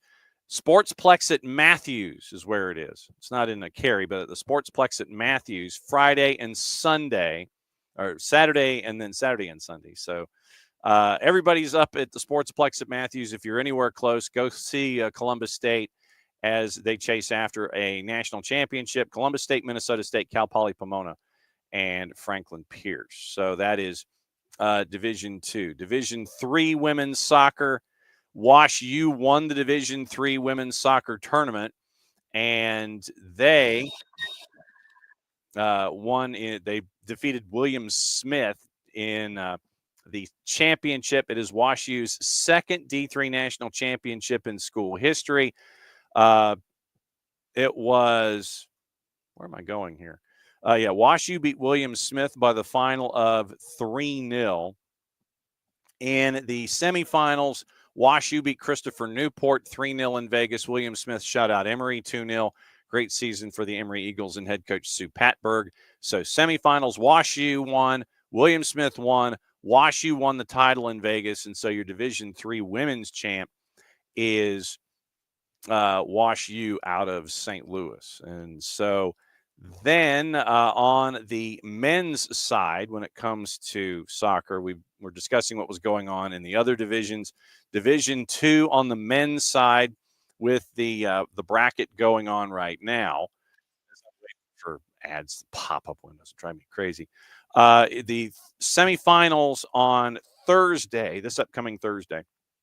Charleston of West Virginia taking on CSU Pueblo, and Lynn taking on McKendree. Lynn knocked out Clayton State with a golden goal in the first minute of the first overtime at Lynn this past weekend. So Lynn beat Clayton State 2-1 in like the 91st minute of play. It was the first minute of the first overtime period and a golden goal setup. So the 2-1s, Charleston and CSU Pueblo, and the 2-2s, Lynn and McKendree. So it's Charleston, CSU Pueblo, Lynn, and McKendree, Thursday, December the 12th. And that is your Division II championship. On the Division III side, we'll get into the NAIA here in just a bit. Amherst won the Division III soccer tournament, beating College by the final of 4-3 in penalties to win their first championship since the 2015 season. The Amherst Mammoths, I don't know if they're woolly or not, but nevertheless. So semifinals, Amherst beat Middlebury 2-1. Connecticut College beat Washington and Lee. and Amherst wins in penalties. Now, in the NAIA action, SCAD still has a run going. Dalton State still has a run going. So on the men's side, William Penn has advanced to the title match against Dalton State. William Penn down a goal twice. They win it in the 93rd minute. And then Dalton State with a win advanced to their first ever semi. Now they've advanced to their first ever final, beating Cumberland's 4-0 in Wichita, Kansas. 17th shutout by the Roadrunners this year. Nicholas Leite with the shutout. So Dalton State voted as the top team during the regular season. Once again, it's at Skeel Striker in Wichita, Kansas. So if you are there and want to check out the championship, please go to Wichita, Kansas, and check it out. So it is the Roadrunners of Dalton State. They are in the championship game against William Penn of Iowa on the men's side. On the women's side, there is now the championship game set for 2 o'clock this afternoon with SCAD and Kaiser, number 9 versus number 3. Kickoff is set for 15 minutes from now because it's in Pensacola, Florida. So it has been moved up because of the weather that is heading into the Panhandle later today. It was supposed to be kicked off at 2 o'clock this afternoon. It has now been moved up literally to 13 minutes from now. And so you can go to the NAIA website and go to, I'm going to give you the link here to the article. And it's on the Urban Edge Network and the NAIA network out of Pensacola, Florida. So go here to read about it. But SCAD is going to be playing in 15 minutes, and they are going to be literally, at what time did they change the time? At what time did that? Let's see. So let me check the time of the release. It says yesterday. So it was yesterday was when they announced the time change. Taking the field for warm-ups. Central time. My bad. Okay, so it is noon Eastern, 11 Central. So taking warm-ups at 25 minutes after the hour, Central time. Well, 25 minutes after the hour, period. Taking the field 11:25 Eastern for warm-ups, noon Eastern kick. SCAD, the number 9 seed, Kaiser, the number 3 seed. And that's at the Ashton Brosnaham Soccer Complex in Pensacola, Florida. So SCAD, Kaiser, noon Eastern kick. And you can click on the link because it's got the article to the Urban Edge Network and to the NAIA network. So go there, watch SCAD take on Kaiser in the championship game, noon Eastern time. So in an hour and 11 minutes, you can go catch SCAD as they've made their way through as a 9 seed. So David wants to know, David says, when I say School of Mines, he just hears School of Mimes and envisioning a soccer match. That's I'm being marked. I'm being marked. I feel like Marcel. I'm being marked. I can't leave this space. I see how David is definitely. The trade window for card is ongoing as we speak. Literally, it is ongoing as we speak. It is the half-day trade window. So when it comes to trades, it seems to be fairly quiet right now, to be perfectly honest. Have not seen anything involving a trade in Major League Soccer. So let's see. So what I'm literally trying to do is see if there is anything going on that sets up, once again, you're setting up rosters before the expansion draft list is released tomorrow afternoon. So trying to check and see if anything has happened so far here in the half-day trade window this morning. Cesar Luis Merlo is reporting this morning that Marcelo Weygandt has renewed his contract for 1 more year with Messi and friends. So Messi and friends keep Cello Weygandt for another year. Announcement expected in the coming days. Extension given after the this is once again quoting Cesar Luis Merlo directly. This is direct translate. Given after the objectives set in the bond were met. I'm guessing that there were either minutes or matches or certain metrics that were met, and it was an option pickup. And so Cello Weygandt met those metrics, and Messi and Friends picked up the option. So Cello Weygandt is staying for Messi and Friends for another year with the renewal of his contract. So that looks like legitimately the only thing that's happened so far is the renewal of the Cello Weygandt contract involving Messi and Friends for 2025 season. All right. So let's see. Morning, Abby. Morning, Tom. Morning, Unk. Let's see. Morning, Will. Morning, Rich. Let's see. Morning, Michael. Yes. Okay. So we're caught up on folks and me saying hi to everybody. Abby, only a few hours different, pulling for SCAD. Dislike Kaiser very much, coming from a former NAIA parent. Emilio wants to know, we got to hire him. Yeah, you got to hire a TD and a manager. Don't want a late arrival for an excuse to be integration issues and a slow start. No, it's. I think that's not what you want heading into the 25 season with all the positives that you found at the end of the 24 season.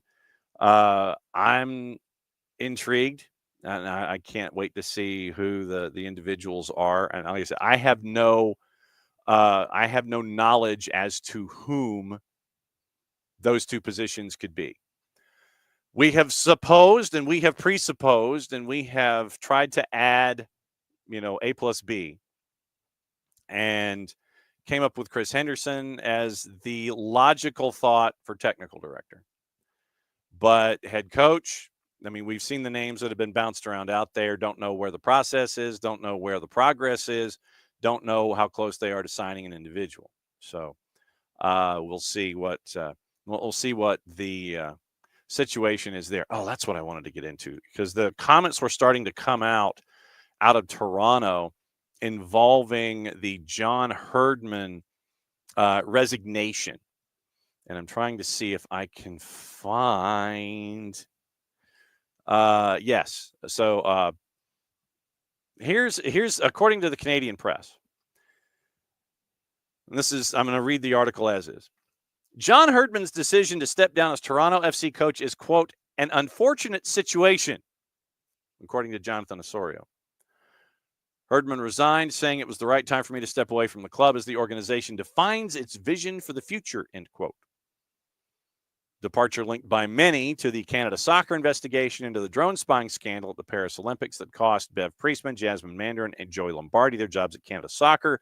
All three are currently serving one-year suspensions from FIFA, with Lombardi having resigned his Canada Soccer position soon after the Olympics. Quoting Osorio, I know John was excited about taking the job in his first year. He really enjoyed being at Toronto. I'm sure this decision was not an easy one for him, but I can imagine with the situation and everything surrounding it, it made it tough. And he felt like he had to do something that was best for him, and maybe also thinking about what's best for the club as well. Just all in all, an unfortunate situation.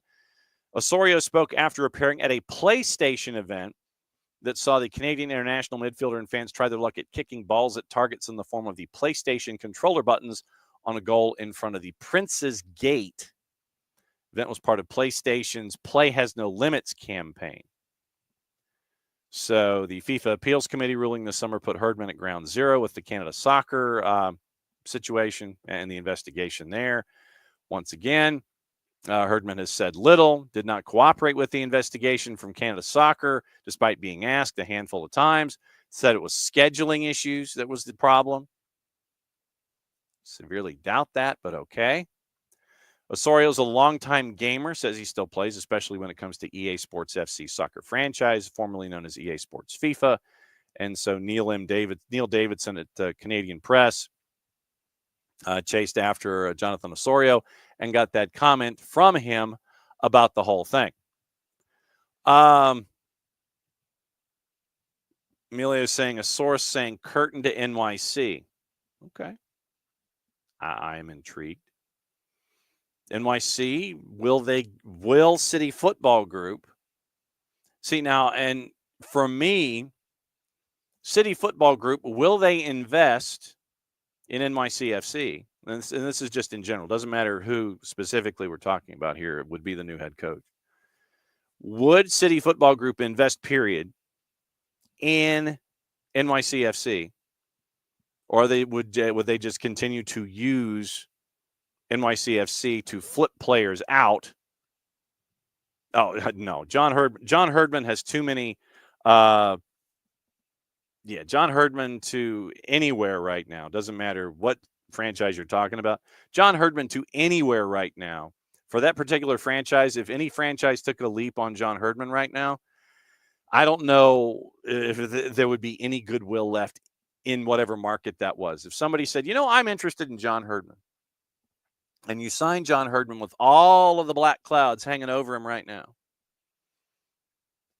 I'm of a mind to think that Toronto FC had a feeling or has a feeling something's going to come down hard quick on Herdman, and that John Herdman, yes, 4-card Herdman, is radioactive in the U.S. But the question is for NYCFC, for whomever that new head coach is, are they just going to continue to kind of invest in NYC and take players that they have and then flip them like they did Tati Castellanos? Or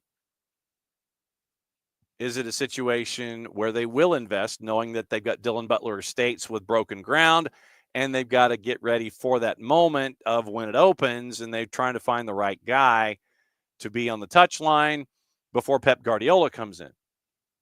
And I say that half firmly, tongue half planted in cheek. Toronto, will spend money. So Jim Curtin, if he's doing the car wash right now and catching up with folks, does Jim Curtin, at whatever gig he's at, does he try to go the Bill Parcells card? Is he the one that wants to buy the groceries and cook the meal at whatever his next step is? And by the way, San Jose apparently is interested in an Open Cup hero, Brandon Vasquez. Remember, they made the deal to get some players come over from New England for $500,000 in AM. So Bruce Arena getting some familiar faces, including Ian Harkes, to start things up in San Jose. Interest in Open Cup hero Brandon Vasquez at Monterrey. Does that happen? But anyone who is, Abby, thank you. The question is, who goes to invest? Who's going to invest in these? That's the larger question here. You know that they're going to spend money. So We the Union is the one that is saying, and once again, We the Union is probably well known more by a lot of other folks, a content creator. And once again, this time of year, once again, just look at your number of followers. The fact that the search engines are out there, We the Union with 2 N's with 129 followers on the 280 character app. Got to keep an eye on that. So, 4-card guards should be interested in Open Cup hero Brandon Vasquez. 0 reliable according to Rich Ransom. Okay. But, wherever Jim Curtin goes, does he want to be the one to buy the groceries and cook the meal? I would imagine so after all of his time in Philadelphia. Toronto will spend money on bringing in a coach. They'll pay handsomely, and they'll also bring in players. So, so we'll see what happens with Curtin and his next stop, Toronto and their next choice. Philadelphia had been linked to a European coach, and the negotiations had been ongoing, I believe, was how it was phrased. So we'll see what it looks like there. So, today is the half-day trade window until 1 o'clock to set up the expansion draft rosters. The expansion draft, by the way, is Wednesday. Tuesday is when you announce who you're holding, who you're not. Just that sets up your roster for for San Diego to figure out what they want to do. Today is also the beginning of the 3-day college showcase. So Major League Soccer clubs can sit there and look at folks and go, ooh, I'll see if so-and-so is going to get drafted, or if I'm going to have a UDFA opportunity and sign somebody to a deal to one of the other places. So we'll see what happens with the college showcase and the half-day trade window. We have not gotten into the Jim Ratcliffe comments and Dan Ashworth after being done after 5 months at Manchester United. Keep an ear out for a 3D where Drew Dickinson will give his thoughts on that. We'll get into that tomorrow. Remember, tomorrow is a power hour-ish or an afternoon show. I don't know what time. Probably after lunch. But once again, after lunch, we'll keep an eye on that stuff. Thursday, free agency opens up at 1 o'clock. End of year waivers is at 5. Friday, reentry stage 1 is at 1 o'clock. So that is your MLS timeline for the week. But we still got to go over Don Garber's comments from the State of the Union and the other material involving Liverpool, Jose Mourinho, Jim Ratcliffe, and apparently Black Knight Holdings, the Bill Foley group that owns Vegas Golden Knights, Bournemouth, etc. They might be chasing after Shamrock Rovers. For me, most likely for Curtin would be Toronto, because I think that he would want the opportunity after what happened in Philly to be buyer and chef. Like I said, I think his next gig, I think he wants to have that kind of power.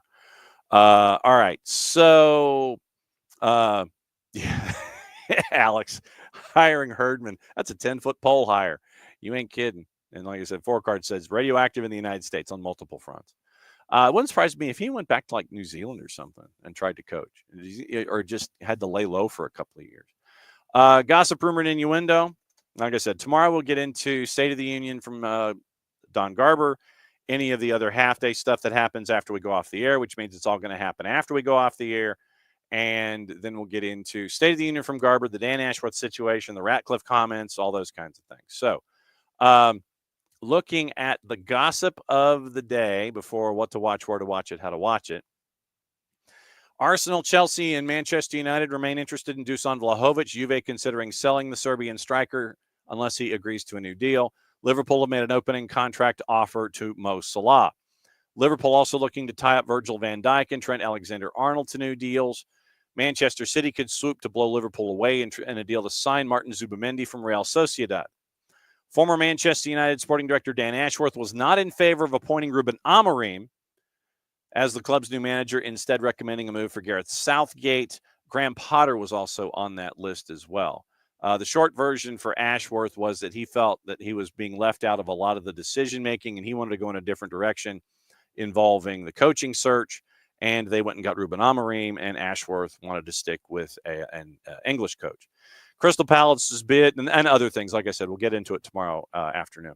Crystal Palace's bid to sign Lyon winger Ryan Cherki has been hit by PSG and Dortmund joining the race, 3-letter paper. Villa, one of 4 Premier League clubs interested in Juve's 19-year-old winger Kenan Yildiz, whose club could seek a fee of about £66 million. AC Milan keen on a loan with an option to buy for Chelsea's Carney Chukwuemeka, who's also attracting interest from Celtic. Interesting. Real Madrid's forward Endrick has decided he will not go on loan in January, continue to fight for a starting spot. Georgian winger Kavicka Kvaratskhelia close to signing a contract extension with Napoli until 2029. Remember, contracts of length mean all you do is control the asset. It does not necessarily mean that you want the asset for the length of the deal. West Ham also considered Max Allegri as a successor to Julian Lopetegui, but the cost involved makes it a probable non-starter. So what to watch, where to watch it, how to watch it before we get out of here. And once again, this comes from our friends at Soccer America. And let's see if there is anything going on today. Yeah, West Ham and Wolves is at 3. That's on USA and at NBCSports.com. Getafe and Españols on ESPN Deportes and on ESPN Plus. Paramount Plus has Northampton Town and Peterborough United out of League One at 3 o'clock. And Serie A at 2:45. Monza and Udinese at 2:45 on Paramount Plus. Remember, tomorrow is Champions League and all of that. So just so we know, it's our weekly table check. Okay. So let's, we got to hit the breaker for this. Definitely have to hit the breaker for this. So let me cue up the music and let go.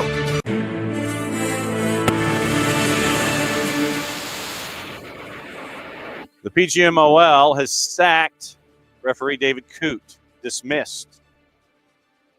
Statement from the PGMOL reads, following the conclusion of a thorough investigation into Coote's conduct, his employment with PGMOL has been terminated today with immediate effect. Coote's actions were found to be in serious breach of the provisions of his employment contract with his position deemed untenable. Supporting Coote continues to be important to us, and we remain committed to his welfare. Coote has a right to appeal the decision to terminate his employment. So, David Coote out. No longer a part of the PGMOL. He has been sacked by the PGMOL. So we'll keep an eye on that. Will he continue to ask for help or what? But what I wanted to do was look at the tables, since we were discussing what was going on involving the lower divisions and the Ryan Reynolds extravaganza known as Wrexham. Wrexham scored a goal on an Olympico, a wind-aided Olympico. A wind-aided Olympico. And 4-card quoting Rick James this morning. All right, so quickly getting into the tables that I wanted to get into. Yeah, if you haven't seen it, it's a tremendous Olympico, by the way. And Wrexham right now is tied, but they have played one more match than Wycombe Wanderers. Birmingham City has 2 matches in hand on Wrexham. Wrexham right now, 19 matches played and 40 points, and they are 1 goal behind Wycombe in goal difference. But right now, with a little bit of activity going on, so about the halfway point of the season, 46 matches, they played either 17, 18, or 19. Wrexham right now in the second automatic promotion spot to the Sky Bet Championship, behind Wycombe Wanderers by 1 goal in goal difference. So that's where we are. So when we come back tomorrow, we will go through all the other things. Oh, do we have a move? Do we have a move? Do we have a move from Tom Bogert?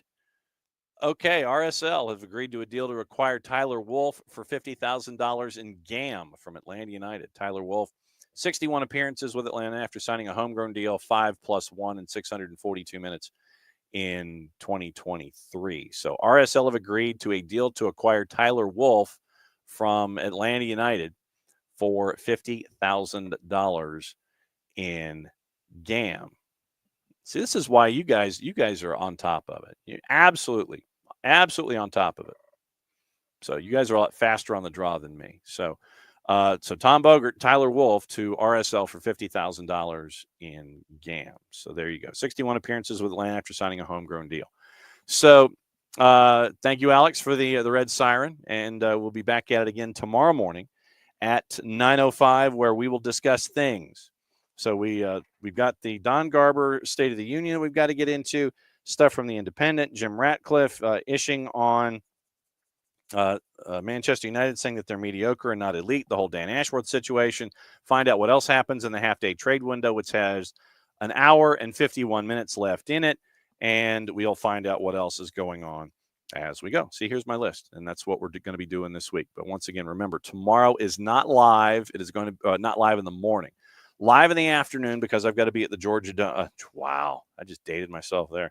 Mercedes-Benz Stadium for meet and greet, getting ready for the high school football championship. So it'll be an SDH after lunch, and we'll see what the morning has yielded tomorrow as we get you ready. But yeah, it'll be after lunch tomorrow, and we will get into the action on your Tuesday. No doubt. No doubt, fast draw, Alex. Absolutely true, 4-card. So that is another go-round here at SDH. Thanks to Bart, thanks to Abe, and thanks to y'all. And actually, no, I'm driving for the championship, so I'm going to be in the parking deck because I got to be there for like 15 hours. And I'm actually staying at a hotel downtown. I'm not driving back home after each day because I need to get a place to be settled and crash practically immediately, and then get up and then go back into the dome and get back to MBS and do all that. But no, driving in tomorrow. And then for the championships, Monday, Tuesday, Wednesday, like I said, we're working on the host thing for next week to try to figure out who can host and who can hang out and all those kinds of things, because I'll be at Mercedes-Benz Monday, Tuesday, Wednesday. And then the boss has called a road trip for her company Christmas party. So we're flying to Chicago, and that takes me out of Thursday and Friday because of plane availability. So next week we'll be guest hosts, and we'll see what can go. We'll see what goes next week with the high school football championships with me. I'll be listening. I'll be watching like the rest of you and boosting all of our numbers. So back at it again tomorrow afternoon, and we'll break everything down. But the big news that just broke, thank you, Alex. Tyler Wolff heading to RSL in the half-day trade window, setting up spots. So mucha platiel, play safe, everybody. Since it is the end of the show, that means I get to do this. We'll be back at it again at some point tomorrow afternoon, probably after lunch or something. And we'll bust it, and we'll see what else is going on. So once again, out the door, mucha platiel, play it safe. Love you all very much. We'll see you later.